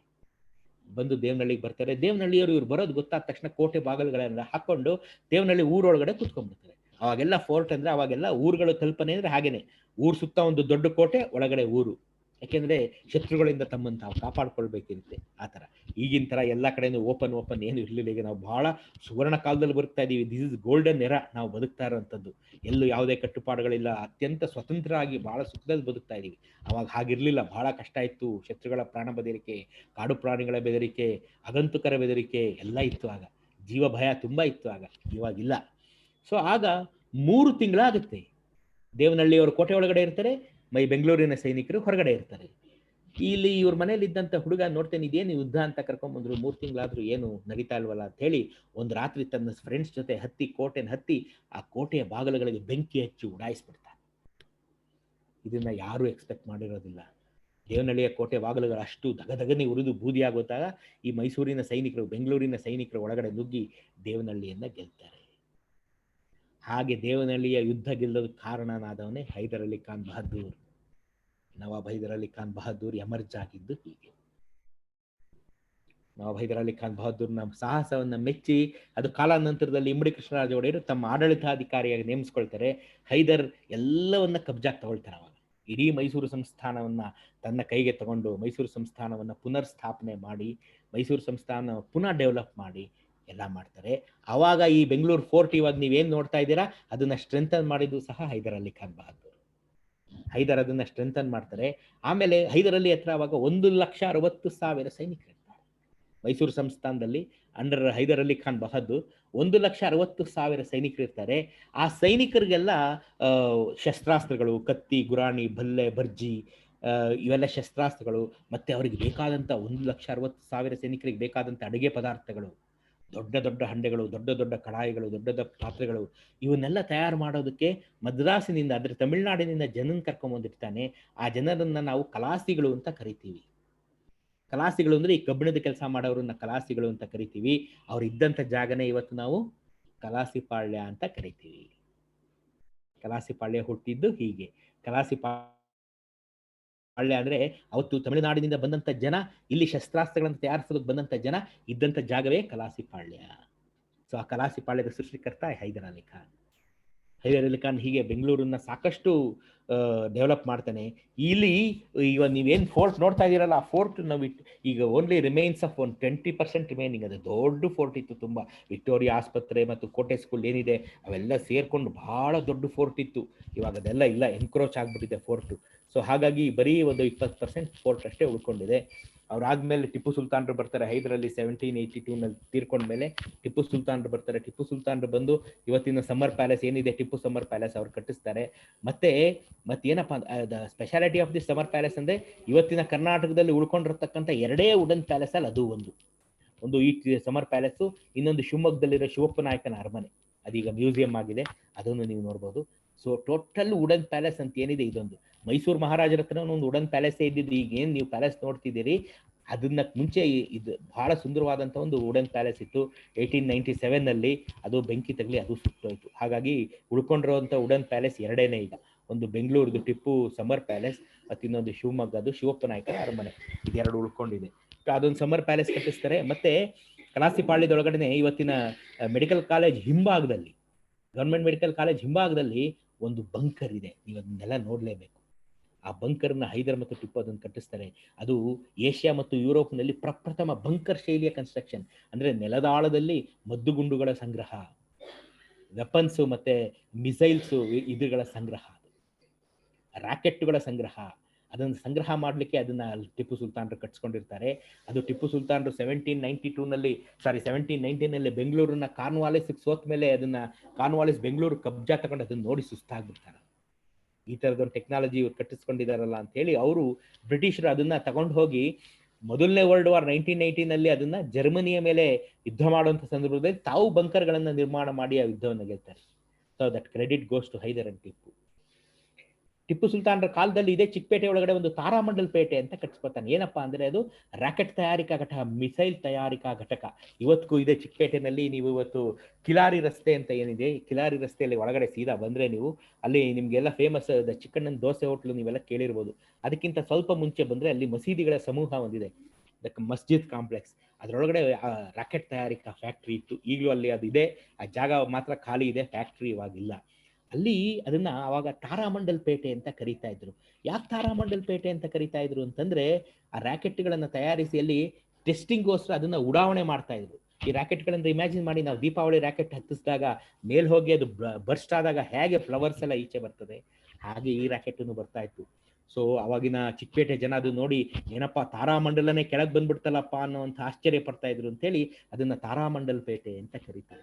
ಇವತ್ತಿಗೂ ಹಳೆ ಜನ, ಬೆಂಗಳೂರಿನ ಹಳಬರಿಗೆ ಮಾತ್ರ ತಾರಾಮಂಡಲ್ ಪೇಟೆ ಗೊತ್ತಿದೆ. ನೀವು ಚಿಕ್ಕಪೇಟೆ ಒಳಗಡೆ ಹೋಗಿ ತಾರಾಮಂಡಲ್ ಪೇಟೆ ಗೊತ್ತಾ ಅಂದ್ರೆ ಯಾರು ಹೇಳೋದಿಲ್ಲ. ಹಳಬರು ಮಾತ್ರ ತೋರಿಸ್ತಾರೆ ತಾರಾಮಂಡಲ್ ಪೇಟೆ ಎಲ್ಲಿದೆ ಅಂದ್ರೆ ಆ ಮಸೀದಿಗೆ ಹೋಗೋ ಜಾಗನ ತೋರಿಸ್ತಾರೆ. ನೀವು ಫ್ರೀ ಇದ್ದಾಗ ಹೋಗಿ ಅದನ್ನ ನೋಡ್ಬೋದು.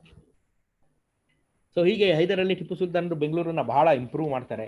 ಇಂಪ್ರೂವ್ ಮಾಡಿದ್ಮೇಲೆ 1799ನಲ್ಲಿ fourth Anglo Mysore war, historical fourth Anglo Mysore ವಾರ ಆದಾಗ ಟಿಪ್ಪು ಸುಲ್ತಾನರ ಮರಣದೊಂದಿಗೆ ಬೆಂಗಳೂರು ಅಫಿಷಿಯಲ್ ಆಗಿ ಬ್ರಿಟಿಷರ ಕೈಗೆ ಬರ್ತದೆ.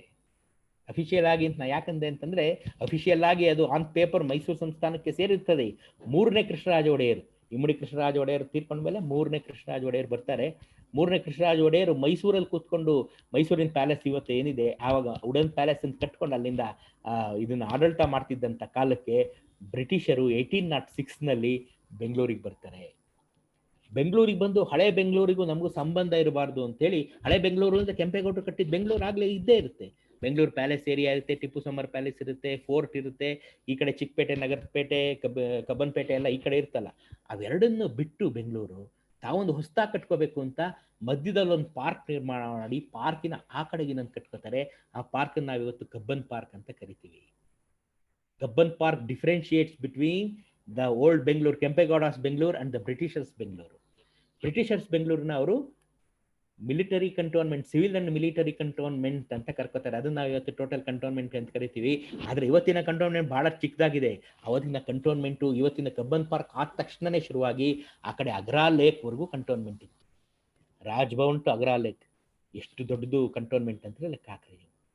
ಸೆಂಟ್ ಮಾರ್ಕ್ಸ್ ಕೆಥೆಡ್ರಲ್ ಸಹ ಕಟ್ಕೋತಾರೆ. ಅವರಲ್ಲಿ ಕಟ್ಕೊಂಡು ಒಂದು ದೊಡ್ಡದಾದಂಥ ಮಿಲಿಟರಿ ಸ್ಟೇಷನ್ ಕಟ್ಕೊತಾರೆ. ಸಿವಿಲ್ ಮಿಲಿಟರಿ ಸ್ಟೇಷನ್ ಕಟ್ಕೊಂಡು ಅವ್ರು ಅಲ್ಲಿ ಇರೋದಕ್ಕೆ ಶುರು ಮಾಡ್ತಾರೆ. ಬ್ರಿಟಿಷರಿಂದ ಒಂದು 50 ವರ್ಷಗಳ ಕಾಲ ಬ್ರಿಟಿಷರು ಆಳಿ, ಆಮೇಲೆ ಮಹಾಪ್ರಭುಗಳು, ಮಹಾರಾಜ 10ನೇ ಚಾಮರಾಜ ಒಡೆಯರು, ನಾಲ್ವಡಿ ಕೃಷ್ಣರಾಜ ಒಡೆಯರು, Britisher combination of British and maharaja of Mysore, ಆಧುನಿಕ ಬೆಂಗಳೂರಿನ ನಿರ್ಮಾಣ ಆಗ್ತದೆ. ಇವತ್ತೇನು ನಾವು ಬೆಂಗಳೂರು ನೋಡ್ತಾ ಇದ್ದೀವಿ, ವಿಕ್ಟೋರಿಯಾ ಆಸ್ಪತ್ರೆಯಿಂದ ಹಿಡಿದು ಬೆಂಗಳೂರು ಸ್ಟೇಟ್ ಬ್ಯಾಂಕಿಂದ ಹಿಡಿದು ಏನೇನು ನೋಡ್ತಾ ಇದ್ದೀವಿ, ಎಲ್ಲ ಆಧುನಿಕ railway station, cantonment railway station, ಇವೆಲ್ಲ ಬ್ರಿಟಿಷರು ಮತ್ತು ಮಹಾರಾಜರ ಕಾಂಬಿನೇಷನ್ ಅಲ್ಲಿ ಆದಂಥ ಅತ್ಯದ್ಭುತ ಕೆಲಸಗಳು. ಹೀಗೆ ಬೆಂಗಳೂರು ಬೆಳೆದು ನಮ್ಮ ಮುಂದೆ ಇದೆ ಈ ಬೆಂಗಳೂರು. ಈ ಬೆಂಗಳೂರನ್ನ 5-6 ಶತಮಾನಗಳಿಂದ ಇಷ್ಟೂ ಜನ ಅಡ್ಮಿನಿಸ್ಟ್ರೇಟರ್ ಬಂದು ತಮ್ಮೆಲ್ಲ ದಿ ಬೆಸ್ಟ್ ಆಫ್ ಬೆಸ್ಟ್ ತಮ್ಮ ಸರ್ವಿಸನ್ನ ಕೊಟ್ಟು ಈ ಬೆಂಗಳೂರನ್ನ ಬೆಳೆಸಿದ್ದಾರೆ. ಬಹುಶಃ ಇಷ್ಟು ಸಾಕು ಅನ್ಕೋತೀನಿ. ಜಾಸ್ತಿ ಡೀಟೇಲ್ ಆಗ್ಬಿಟ್ರೆ ನಿಮ್ ಮುಂದೆ ತಲೆ ಮೇಲೆ ಹೊರಟೋಗುತ್ತೆ. ಸೊ ಏನ್ ಪ್ರಶ್ನೆ ಇದ್ರು ಕೇಳಿದ್ರೆ ನಾನು ಹೇಳ್ತೀನಿ. Mukund, thank you. Thank you sir, thank you. ಈ ಕಾಲಲ್ಲಿ ಇರುವಂತ ಅನೇಕ ಶಾಲಾ ವಿದ್ಯಾರ್ಥಿಗಳು ಹೆರಿಟೇಜ್ ವಿಚಾರದ ಬಗ್ಗೆ, ಹೆರಿಟೇಜ್ ಅನ್ನೋ ವಿಷಯದ ಬಗ್ಗೆ ಈಗ ಎಸ್ಸೆ ರೈಟಿಂಗ್ ಕಾಂಪಿಟೇಷನ್ ಅಲ್ಲಿ ಭಾಗವಹಿಸ್ತಾ ಇದ್ದಾರೆ. ಮೋಸ್ಟ್ಲಿ ನೀವು ಹೇಳಿರುವಂತ ಪೂರ್ತಿ ಕತೆ, ಈಗ ಸುಮಾರು ಜನ ವಿದ್ಯಾರ್ಥಿಗಳು ಈಗ ಮೊಬೈಲ್ ಸ್ಮಾರ್ಟ್ ಫೋನ್ಗಳಲ್ಲಿ ಈ ಆನ್ಲೈನ್ ಕ್ಲಾಸ್ಗಳು ಮುಗ್ದಿದ ತಕ್ಷಣ ಅನೇಕ ವಿಡಿಯೋ ಗೇಮ್ಸ್ ಗಳನ್ನ ಆಡ್ತಿರ್ತಾರೆ. ಬಹಳ ಥ್ರಿಲ್ಲಿಂಗ್ ಆಗಿರೋ ಗೇಮ್ಸ್ ಗಳಿದಾವೆ. ಆ ಹೆಸರೇನು ಹೇಳ್ತಾ ಹೋದ್ರೆ ಪ್ರತಿಯೊಬ್ಬರಿಗೂ ಫೇವ್ರೆಟ್ ಗೇಮ್ಸ್ ಅಂತ ಇರ್ತದೆ. ಆದ್ರೆ ನಮ್ಮ ಬೆಂಗಳೂರಿನ ಕತೆ ನೀವು ಹೇಳ್ದಾಗೆ ಕೆಂಪೇಗೌಡರಿಂದ ಹಿಡಿದು ಬ್ರಿಟಿಷರ್ವರೆಗೂ ಅನೇಕ ಯುದ್ಧಗಳು, ಆಕ್ರಮಣಗಳು, ಇವುಗಳೆಲ್ಲ ಈ ಎಲ್ಲಾ ಗೇಮ್ಗಳನ್ನು ಮೀರಿಸುವಂತ ಒಂದು ಥ್ರಿಲ್ಲಿಂಗ್ ಸ್ಟೋರಿ. ಈ ಮಕ್ಕಳು, ನಾನು ವಿಶೇಷವಾಗಿ ಸ್ಟೂಡೆಂಟ್ಸ್ ಹತ್ರ ಕೇಳ್ಕೊಳ್ಳೋದು ಏನಂದ್ರೆ, next time when you go to any places in Bangalore or outside Bangalore, try to remember all these stories, try to connect these stories and these historical things with the places you visit. So ನೀವು ಪ್ರತಿಯೊಂದು ಜಾಗಕ್ಕೆ ಹೋದಾಗ ಅಲ್ಲಿ Dharmendra sir ಹೇಳಿದಂತ ಒಂದು ಕತೆಗೆ link ಆಗುವಂತ ಒಂದು ವಿಚಾರ ಇರುತ್ತೆ, ದೇವಸ್ಥಾನ ಇರುತ್ತೆ, ಎಲ್ಲೋ ಒಂದ್ ಕಡೆ ಚರ್ಚ್ ಇರುತ್ತೆ, ಒಂದ್ ಕಲ್ಲಿರುತ್ತೆ. ಸೊ ಇಂಥ ಪರಂಪರಾನುಗತವಾಗಿ ಹಿಸ್ಟಾರಿಕಲ್ ಆಗಿ ಬಂದಿರುವಂತ ವಿಷಯಗಳನ್ನ ನಾವು ನೋಡ್ಬೇಕು ಮತ್ತು ಅದನ್ನ ಉಳಿಸ್ಕೋಬೇಕು ಅನ್ನೋದು ಈ ನಮ್ಮ ಎಂಟೈರ್ ಈ ಒಂದು ಎಸ್ಸೆ ರೈಟಿಂಗ್ ಕಾಂಪಿಟೇಷನ್ ಉದ್ದೇಶ. ಅದಕ್ಕೋಸ್ಕರ ನಾವು ಈ ಒಂದು ಗುಂಪು ಅನೇಕ ಮಕ್ಕಳಿಗೆ ಈ ಎಸ್ಸೆ ರೈಟಿಂಗ್ ಕಾಂಪಿಟೇಷನ್ ಇಟ್ಕೊಂಡಿದೆ. ನಾವು ಈಗ ಸದ್ಯಕ್ಕೆ ನಾನು ವಿದ್ಯಾರ್ಥಿಗಳಿಂದ ಅಥವಾ ಈ ಕಾರ್ಯಕ್ರಮದಲ್ಲಿ ಇರುವಂತ ಪ್ರತಿಯೊಬ್ಬರಿಂದಲೂ ಕೂಡ ಯಾವ್ದಾದ್ರು ಪ್ರಶ್ನೆ ಇದ್ರೆ ಅದನ್ನ ನೀವು ಹ್ಯಾಂಡ್ ರೈಸ್ ಮಾಡಿ, ನಾವು ನಿಮ್ಮನ್ನ ಅನ್ಮ್ಯೂಟ್ ಮಾಡ್ತೀನಿ. ನಿಮ್ಮ ಪ್ರಶ್ನೆಯನ್ನ ಧರ್ಮೇಂದ್ರ ಸರ್ ಅವ್ರ ಹತ್ರ ಕೇಳ್ಬೋದು and he will answer your question.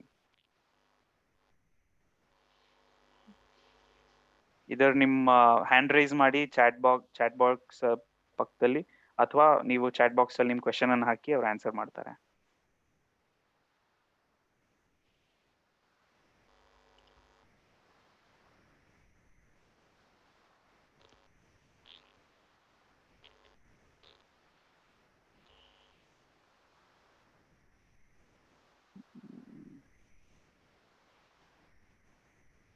Okay, ಯಾರಿಗೂ ಕ್ವೆಶನ್ಸ್ ಸದ್ಯಕ್ಕೆ ಕಾಣಿಸ್ತಾ ಇಲ್ಲ ಸರ್. ಇನ್ನೊಂದು ಕೊನೆಯದಾಗಿ ಕ್ವೆಶನ್ಸ್ ಏನು ಬಂದಿಲ್ಲ ಇನ್ನು.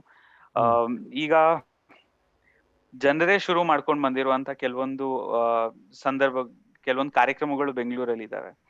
ಫಾರ್ ಎಕ್ಸಾಂಪಲ್ ಕಡ್ಲೆಕಾಯಿ ಪರ್ಸೆ, ಬೆಂಗಳೂರಿನ ಕರಗ ಇರ್ಬೋದು, ಅಲ್ಸೂರ್ ಪಲ್ಲಕ್ಕಿ ಇರ್ಬೋದು. ಈ ರೀತಿ ಸಣ್ಣ ಪುಟ್ಟದಿಂದ ಹಿಡಿದು ಇಡೀ ಬೆಂಗಳೂರೇ ಫೇಮಸ್ ಆಗುವಂತ ಕೆಲವೊಂದು ಆಕ್ಟಿವಿಟೀಸ್ ಬೆಂಗಳೂರಲ್ಲಿ ನಡ್ಕೊಂಡ್ ಬಂದಿದೆ.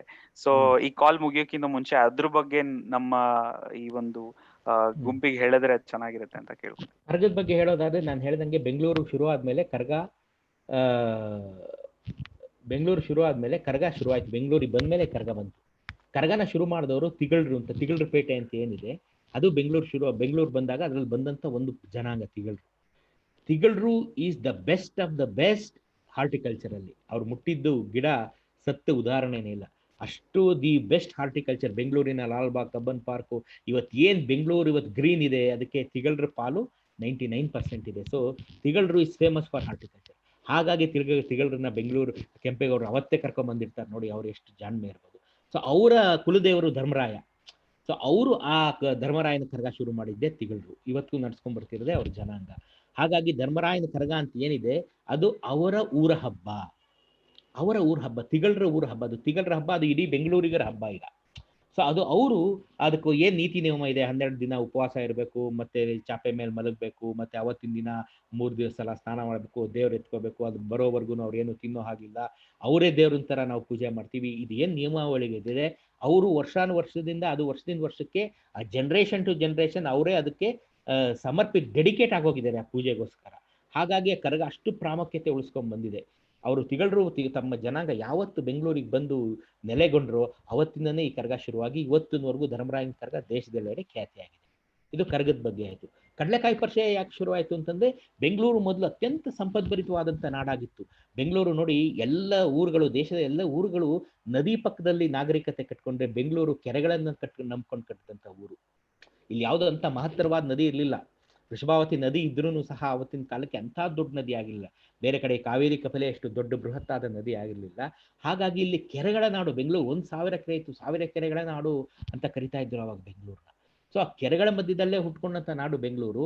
ಸುತ್ತಮುತ್ತಲ ಜನ ಕಡಲೆಕಾಯನ್ನ ಅತ್ಯಂತ ದಿನಲ್ಲಿ ಬೆಳೆದು ಬೆಂಗಳೂರು ಕೆಂಪೇಗೌಡರು ಕಟ್ಮೇಲೆ, ಯಾಕೆಂದ್ರೆ ಒಂದು ಊರು ಅಂತ ಆದ್ಮೇಲೆ ಸುತ್ತಮುತ್ತಲ ಊರುಗಳಿಗೆ ಕಂಪೇರ್ ಮಾಡಿದ್ರೆ ಬೆಂಗಳೂರು ಆ ಕಾಲಕ್ಕೆ ತುಂಬಾ ದೊಡ್ಡ ಊರು ಅಂತಾಗಿ ಬಸವಣ್ಣನ ಮುಂದೆ, ಯಾಕೆಂದ್ರೆ ಬಸವಣ್ಣನ ಎಲ್ಲರೂ ಕೆಂಪೇಗೌಡರು ಮಹಾನ್ ಶಿವಭಕ್ತರು. ಕೆಂಪೇಗೌಡರು ಹಲಸೂರು ಸೋಮೇಶ್ವರ ಇರ್ಬೋದು, ಮಾಗಡಿ ಸೋಮೇಶ್ವರ ಇರ್ಬೋದು, ದೊಡ್ಡ ಬಸವ ಇರ್ಬೋದು, ಎಲ್ಲ ಈಶ್ವರನಿಗೆ ಸಂಬಂಧಿಸಿದಂಥದ್ದನ್ನ ಬಹಳ ಅಭಿವೃದ್ಧಿ ಪಡಿಸ್ಕೊಂಡ್ ಬಂದಿದ್ದಾರೆ ಕೆಂಪೇಗೌಡರು.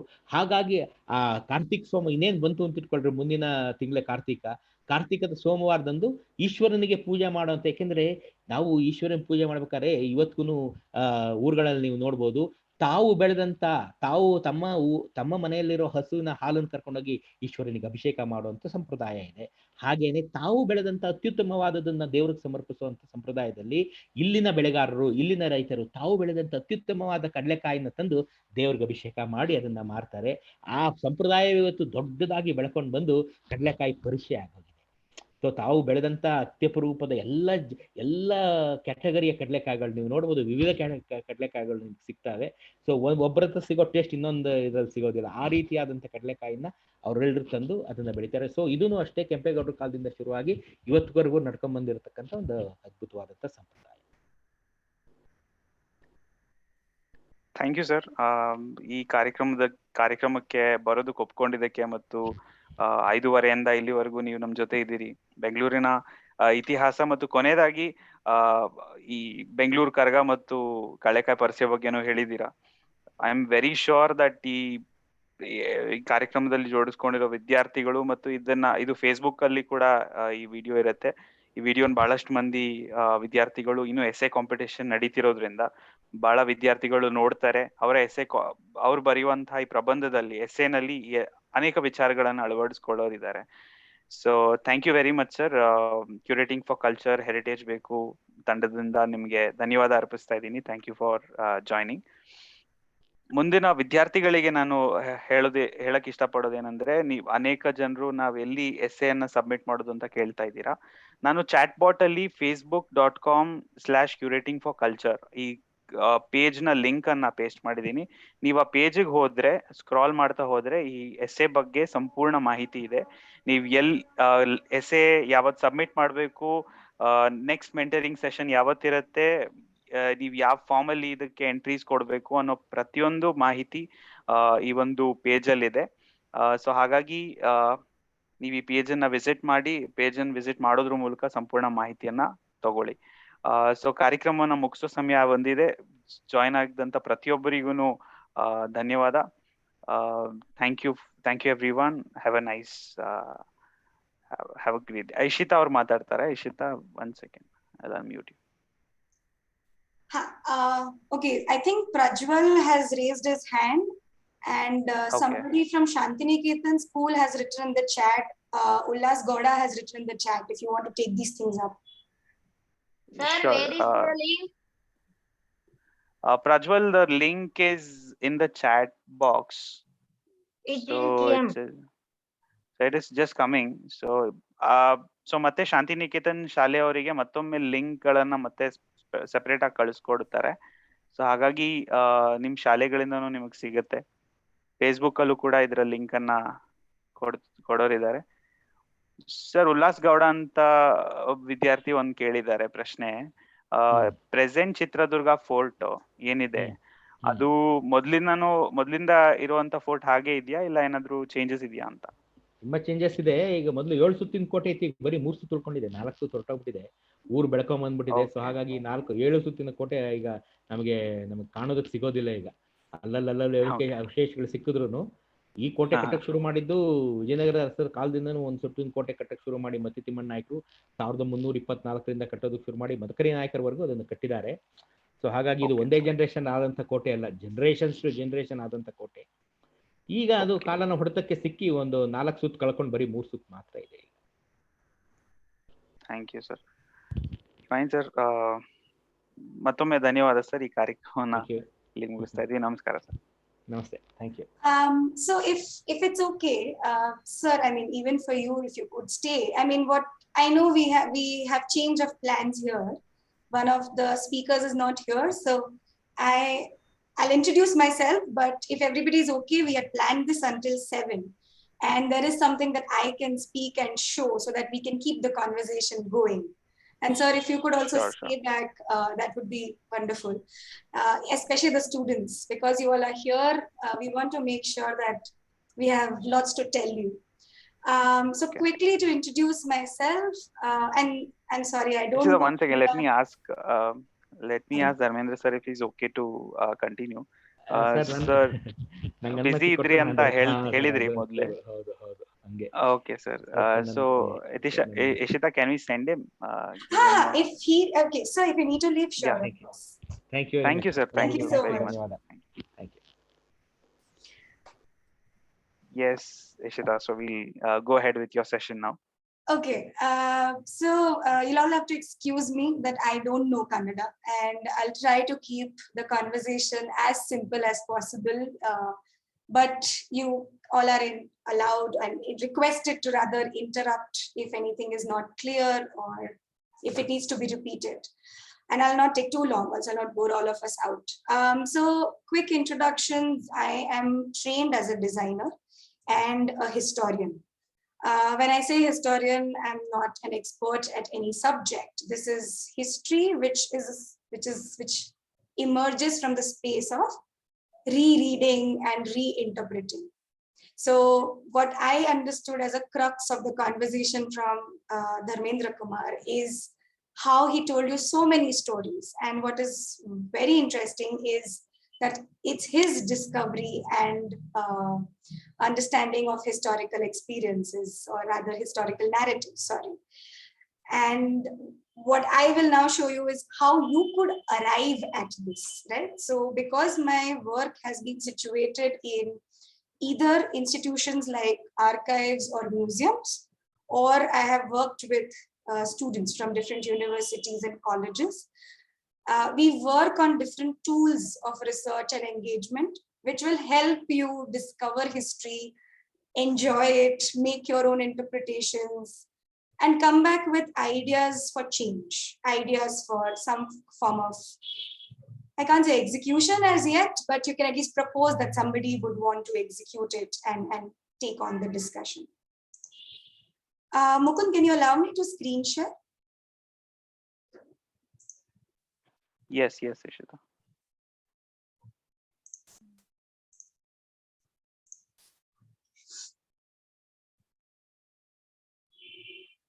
Ishita, you're the host now. I think you can share it.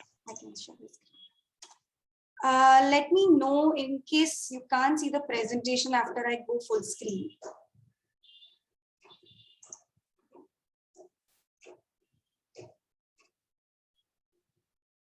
I just did that. Is it visible on the other side? Mukund? Okay, thanks, Hemavati. Okay, good.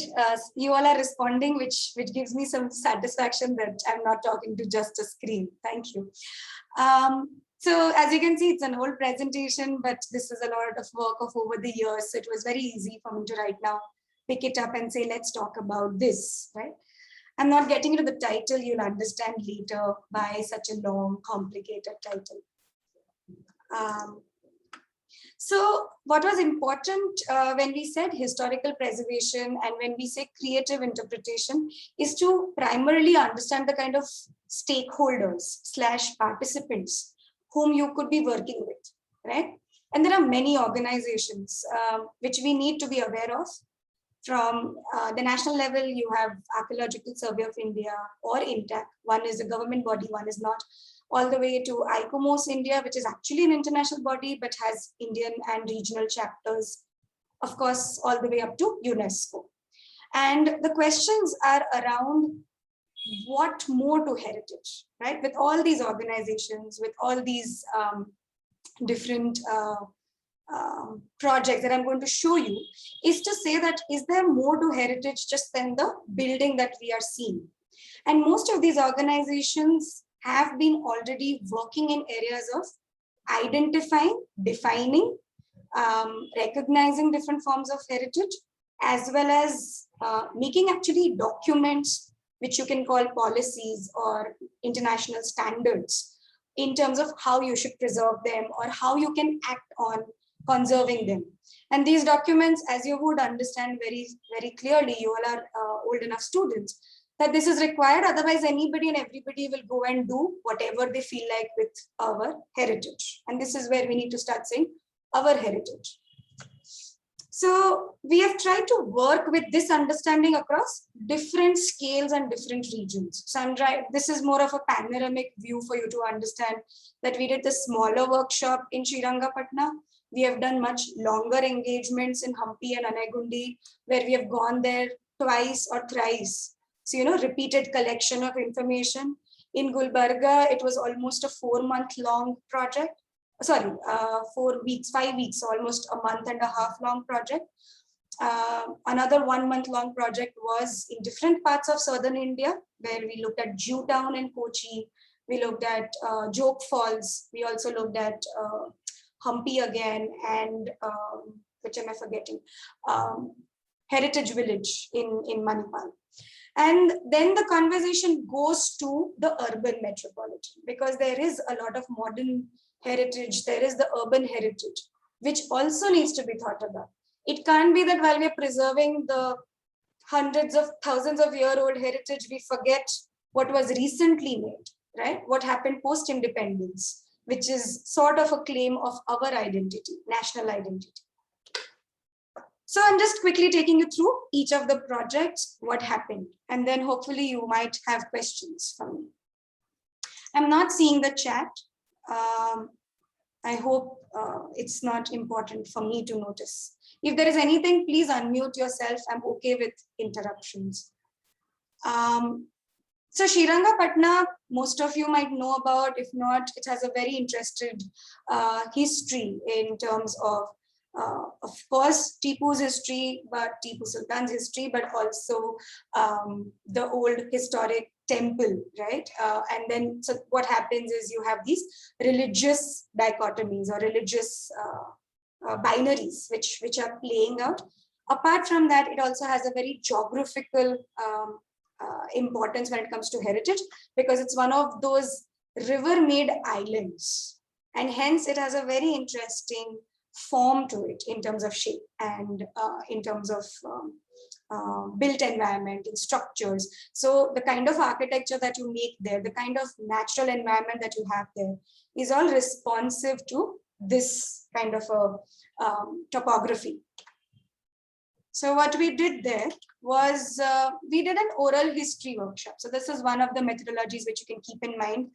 We had participants of different age groups. We all sat in INTAC office in Bangalore. We got to know each other. We did exercises. And we also questioned, why are we taking oral history into a heritage space? Why we were doing this? Because we wanted to speak with the community members. It's as straightforward as that. This is where your understanding of intangible and cultural heritage comes in. That there are people involved with heritage. There are practices involved with heritage, rituals, folklore, festivals, music, everyday activities like business, livelihoods. So it is important to make their memory and their association as much a part of heritage conservation as much as the building and architecture and the history of Tipu and the Lord in the temple and so on and so forth. So we spoke to a lot of community members, from the shopkeeper next to the Gol Gumbaz to the committee member inside Tipu's memoriam, asking them questions about what they remember as the history of this place. How do people engage with this history? Why do they come here so often? Why should it be preserved? Because ultimately you're preserving it for the people who live there. It's not going to be for somebody sitting in Leh Ladakh. It's really the people who associate, who live around.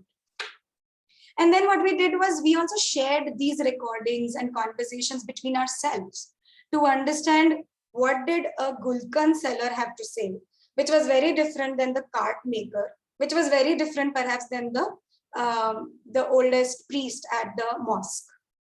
And why were these different opinions important? So this is a very important aspect of researching about history and heritage. There is not going to be one truth. Everybody has their own truths, and what one wants to work with is this diversity and how rich it is. Similarly, we went to Hampi Anegundi, where another form of contestation exists. When I say contestation, imagine it as a debate. There is, most of you might know, there's a very important temple called Virupaksha temple, which sort of becomes the pivot in terms of planning Hampi and its ruins. It is a living space. It's a living heritage where people go practice, people go and do rituals, have festivals. It's a living space, but it's also heritage. So everything heritage doesn't have to be sanitized and cleaned up. Now this temple, if you imagine the central axis, the temple, and then there was a market around it. On both sides of it. Like every other temple that you might have seen in India, we have things being sold, some things which are relevant to a temple, but most of the things which might be relevant to just the community over there, they want to sell, this is business, because people are coming to the temple. This market was demolished by the authorities. Now, authorities, you will have to read upon who they are, why they are doing it. But these became very important questions from the point of view of heritage preservation. Because the community and the temple are a symbiotic relationship, the business community and the temple. So, and when you say living heritage, how do you decide that, one community should be sort of washed off, taken away, because the temple is so important and it needs to be kept in a nice way? Isn't community a part of keeping it in the nice way? So there are many arguments from the point of view of the authorities also. It was very important to get into those arguments. On the other hand, there is a center called Kishkinda Trust, which has been run by Shama Pawar. You all should look it up. They have been doing work in history, heritage, and reviving the culture or cultural practices in Hampi Anegundi for more than 2 decades, which is more than 20 years. And what is important is that because, okay, so one important context which I missed, Hampi, those of you who you don't know, Hampi ruins have been declared as UNESCO World Heritage. Now what that is, again, if you're making notes, look it up. This is a very important status that usually heritage sites and places and practices get. You have it for built heritage. You also have it for folklore. You also have it for language. You also have it for dance practices. So as I said, UNESCO and other bodies are also working at looking at heritage as a very panoramic subject. So Hampi being given this status is where all this argument begins, that suddenly everybody wants to take care of it because it is on the world map. And hence, the kind of work that Shama and team do is always complementing, or rather also raising very important critical questions that, look, you're forgetting the people who have to live here. Let's work to empower them also. And because of this, they have been sitting with a dearth of material over these 2 decades, which includes maps, posters, reports, drawings, photographs, I don't know, I can't even remember everything, which also needs to be preserved because people have done this work and tomorrow you all might want to go and research. It should be available. So the first reason we went to Hampi in 2017 was to discuss a need for an archive. An archive is like a library, but it is for original material. It's not published by somebody else. It's the work that you and I might do as researchers, which an archive stores, original maps, original photographs, reports. And while we were doing this is just technicality, what archiving as a structure would look like. You make different sections, classifications, you try and club projects under it. We realized that in this process also, we ourselves were forgetting the community members. Because the moment we did this classification, which is very Western concept, we were leaving out the integratedness, the connectivity between people and practices and buildings and natural heritage and new developments and agriculture. So we started speaking with communities as well through the workshop. You can see this conversation with a senior member of the agricultural community who's telling us how the land has changed and hence the vegetation has changed. It has also affected tourism. Similarly, here is Banjara community women who are talking about how they've lived here for more than 100 years. So their folklore, their way of traditional dressing has now been informed by what Hampi is and what that terrain sort of brings on board, you know, in terms of weather, in terms of comfort, in terms of food. Similarly, of the vernacular craftsmen who are talking about now what the construction looks like, because when you see the Hampi ruins, it's all stone architecture, but that is not even affordable and that's not possible. And their skills have evolved. So they are the ones in the last 100 years who have been working with wood and lime mortar, right? Primarily. So what is that construction? How does it borrow from what has been happening hundreds of years before in the Vijayanagara Empire? And where does it go with the advent of concrete in construction? Similarly, you have the folk art performers. My pronunciation might be right, you might know better. The Hagalu Veshagaras, who go around town to town talking about the folklores or the myths or the mythologies in their own performative ways, but they bring in the everydayness, the everyday struggles of community and people.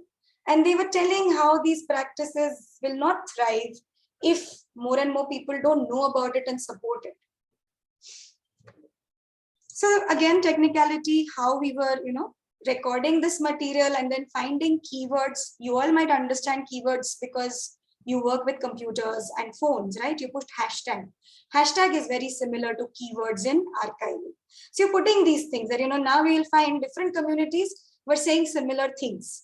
So we went out to look for diversity and then we started looking for commonalities. So we wrote narratives. Now this is important, right? Because you will also be writing an essay. And what we have suggested in the essay writing competition is go research, go talk to different people, go find out about different sites. But then you will need to map it. You can map, you can identify, okay, these things are relatable, these things are similar. How do you bring it back and tell a story? So narrative writing involves different perspectives. It need not be chronological, which means date-wise, but it can still tell a story. It can be very exciting that, you know, what happened to agriculture. So you can see the student teams have put down very different kinds of titles to their stories. Legacy of Tungabhadra, Land of Anegundi, or More Cattle, Less People. Very provocative, right? You'll be intrigued. Okay, what is this essay or what is this piece trying to say? Something that you can keep in mind when you are writing your essays. Is your title provoking enough? Is your title exciting enough? Is your essay story-like? Is it exciting? Otherwise, somebody might just drop reading it, you know, if it gets boring. Similarly, we went to Gulbarga, where we were looking at now craft practices. In a way, creative practices, but a microorganism of it is crafts, which I think most of us would understand, arts and crafts. And we were asking this question, how do you understand if it is sustainable, which means it will live longer or not? How do we understand if it is in safe hands? How do we understand if it will be on verge of extinction?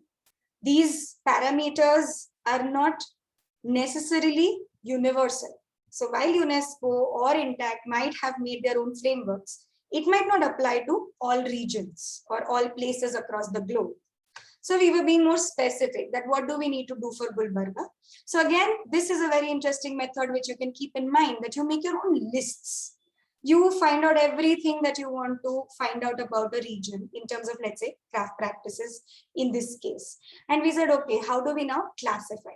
There are industrial practices, there is agriculture, there is culinary, which is food oriented, there is festivals, there's literature. What are the different aspects of each of this category? And then we tried to do some form of an assessment map. Now, this is something that you might want to think about, at least, that when you see a heritage structure, how will you write in your essay that, okay, it is in a very dilapidated situation, or it is under threat. How will you find it out? And then how will you amplify it or highlight it in your writing in the research paper or in your essay, sorry. And then building a proposition out of it. So this is one student who said that their metal practices and their wood practices need to be more innovative. She's a student from Italy.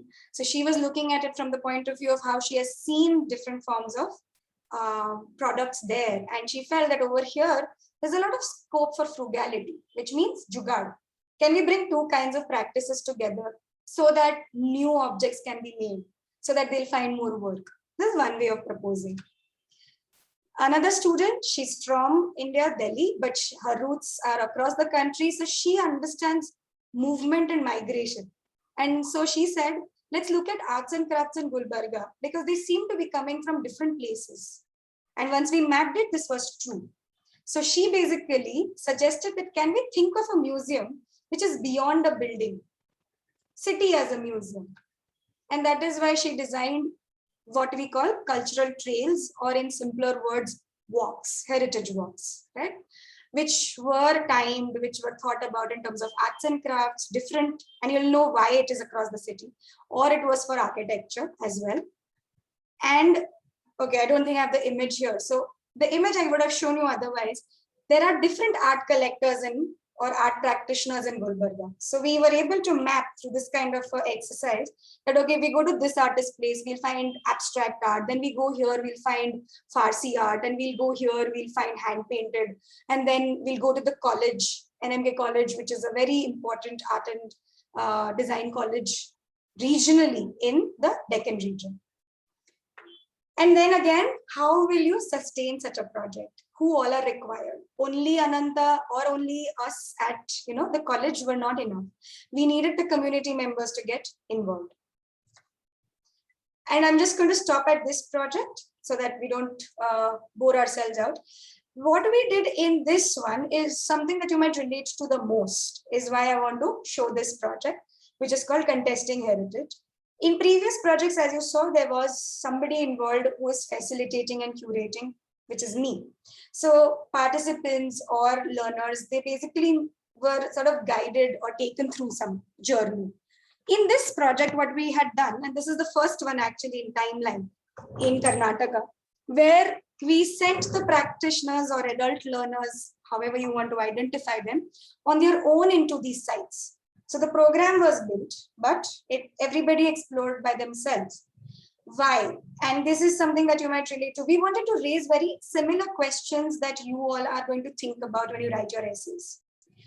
About heritage practice, about heritage management, where it is going, the future of it. Of course, we need to see the past, but address the future of it. And somewhere ask this very important question, who decides what is best for heritage? So we had selected 4 contested sites: Jog Falls, Hampi, as I had said earlier, Manipal Heritage Village, and Jew Town. I'm not getting into the contested or the contestations about each of them. We'll run out of time, but please look it up. And there are more contested sites. You can look at Amravati also. You can also look at what's happening in Udupi or other parts of Western Ghats, not just Jog Falls. So many contested sites, and I think India itself is a land of contested sites, that every day there are new narratives and new arguments. Who claims what about heritage? And we had given them these 4 meta topics. I'm going to simplify them for you. First one, sustaining heritage. We are asking who is going to take care of it. Second one, private or national. So we were saying that will law decide what happens to it, or will I decide that this is a historic building, so I will, because I live in it, so I can take care of it, or what happens to it. Subaltern, which means two ways, heritage being unseen, right? Not in the purview of your smart plan cities, not in the purview of city development, or subaltern from the point of view of who is given access to heritage sites, right? So we have a lot of class demarcation in our society. We have a very regional demarcation in our society, even foreign and national kind of a demarcation. Moment we do these demarcations, our appreciation for something changes, because I am allowed, I'm not allowed, I can touch, I cannot touch, right? And the fourth one was safety and accessibility. How many of our heritage sites are designed for people in wheelchair, people who cannot see, people who have difficulty listening, how, or reading? How would they understand these sites? Do we have any programs for that? So these were larger questions. And then what happened was they did different kinds of exercises which were into the program. So whether it is about looking at how do you digitally archive when you're on site, again, as I said, archive means to document and record in a system, or ask questions about economy, which are very important to heritage, because ultimately we all want to preserve it, but where will the money come from, whose money it is, and whose money does it become eventually.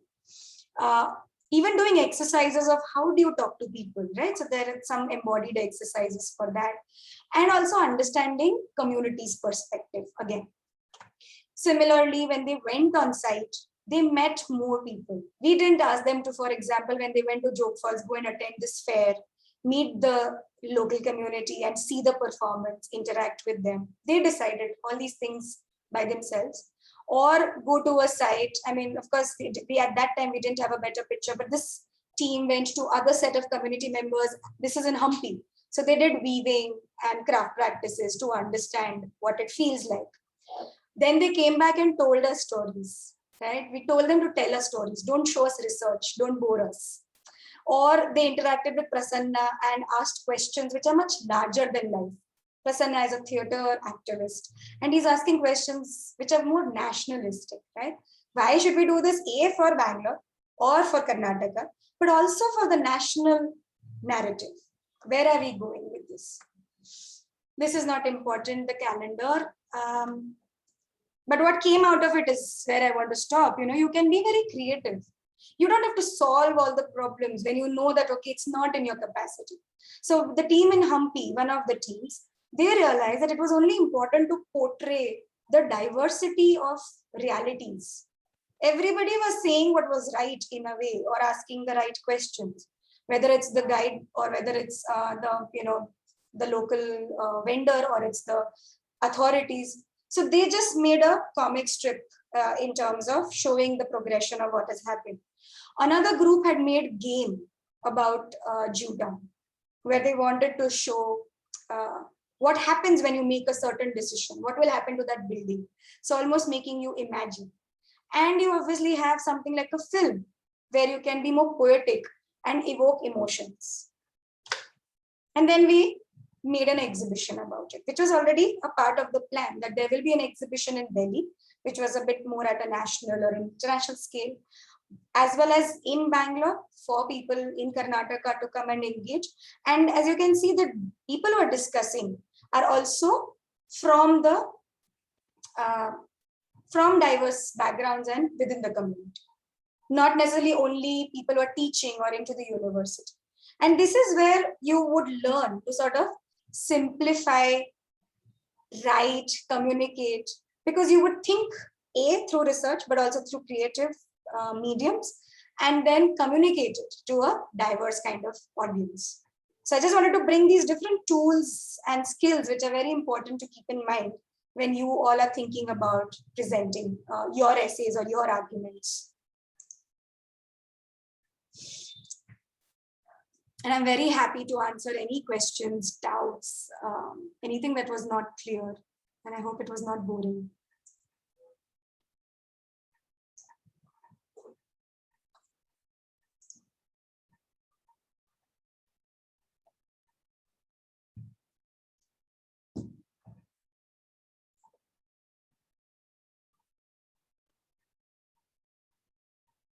I think if we can just switch on the cameras, I mean, this doesn't have to be so formal. If everybody is okay, whoever is here, please do switch on your camera. Nice to see each other. I prefer that kind of interaction. And nice to see you all. I can see Ullas got up. So can you tell me your name? Is that your name or you're using your father's handle? Your father's? Your name? Okay. Sumedh, I can't see you. Okay, understood. You're using your father's. Sumedh, I can't see you. It's black screen.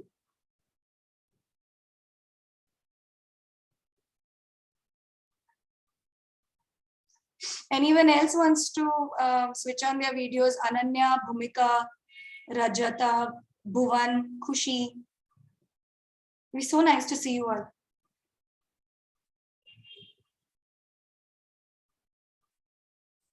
I can't hear you what you're saying. You'll have to unmute. Oh, sorry. Okay, I'll unmute you.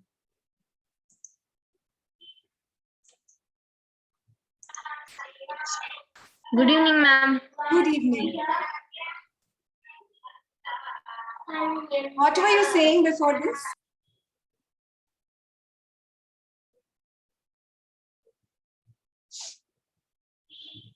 I think I'm just going to unmute everyone. Just let me find out how to do that.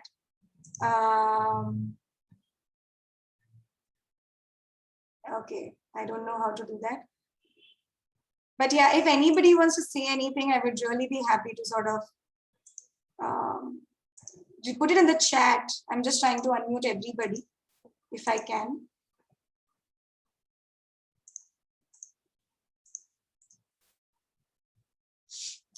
I think I've sent requests to everyone. Ananya, do you have anything to say, suggest, ask?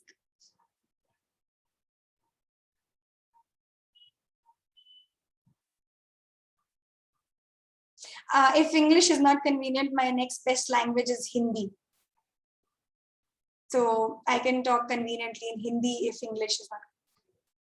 You are on mute, Ullas. Again, sorry. You'll have to tell me your name or I'll keep calling you Ullas. Unmute. Yes, ma'am. Ma'am, my name is Ullas Gowda only. Okay. And what were you saying before this?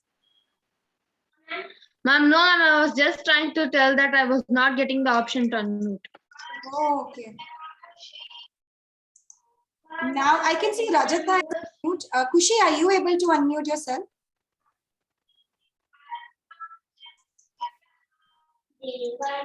Ma'am, I can unmute.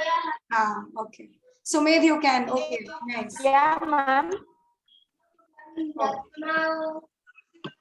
Ma'am, the webinar was very interesting, ma'am. Thank you so much.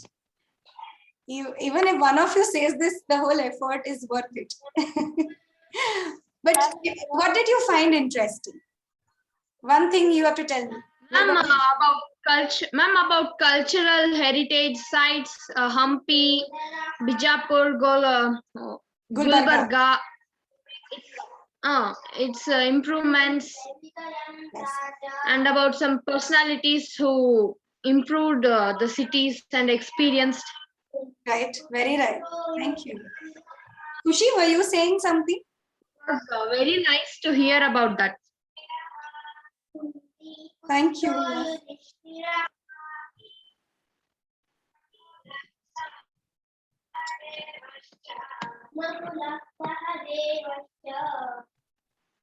Rajata, Sumedh, do you guys want to say anything? Anything that you liked or you didn't understand or you didn't like, it's okay.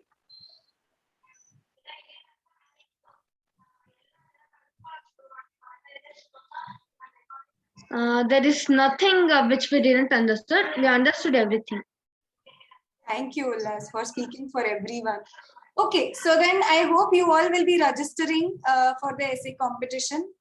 And let me just share the form link with you all. Should I do that? It might be quick and easy. Yes, ma'am. Okay, let me just quickly. Ma'am, we might be getting the register link in the group, in the school group. Oh, okay. Okay, fine. just remember to ask your ma'am otherwise, but you can just go to Facebook or Instagram, look for Curating for Culture. You'll find all information there as well. Yes, Okay, ma'am. but I look forward to all of you writing some interesting essays, and then we will hear you all read it out in the reading ceremony. Sure, Yes? ma'am. Sure. All right, Bhumika, Rajata, Sumit, thanks for the message in the chat. I'm glad that you understood. Yes, I can. I'm now reading the chat, whoever is writing to me. Yes, ma'am. See you guys. Thank you. Bye. See you guys. Thank you, ma'am. Bye, ma'am. Bye.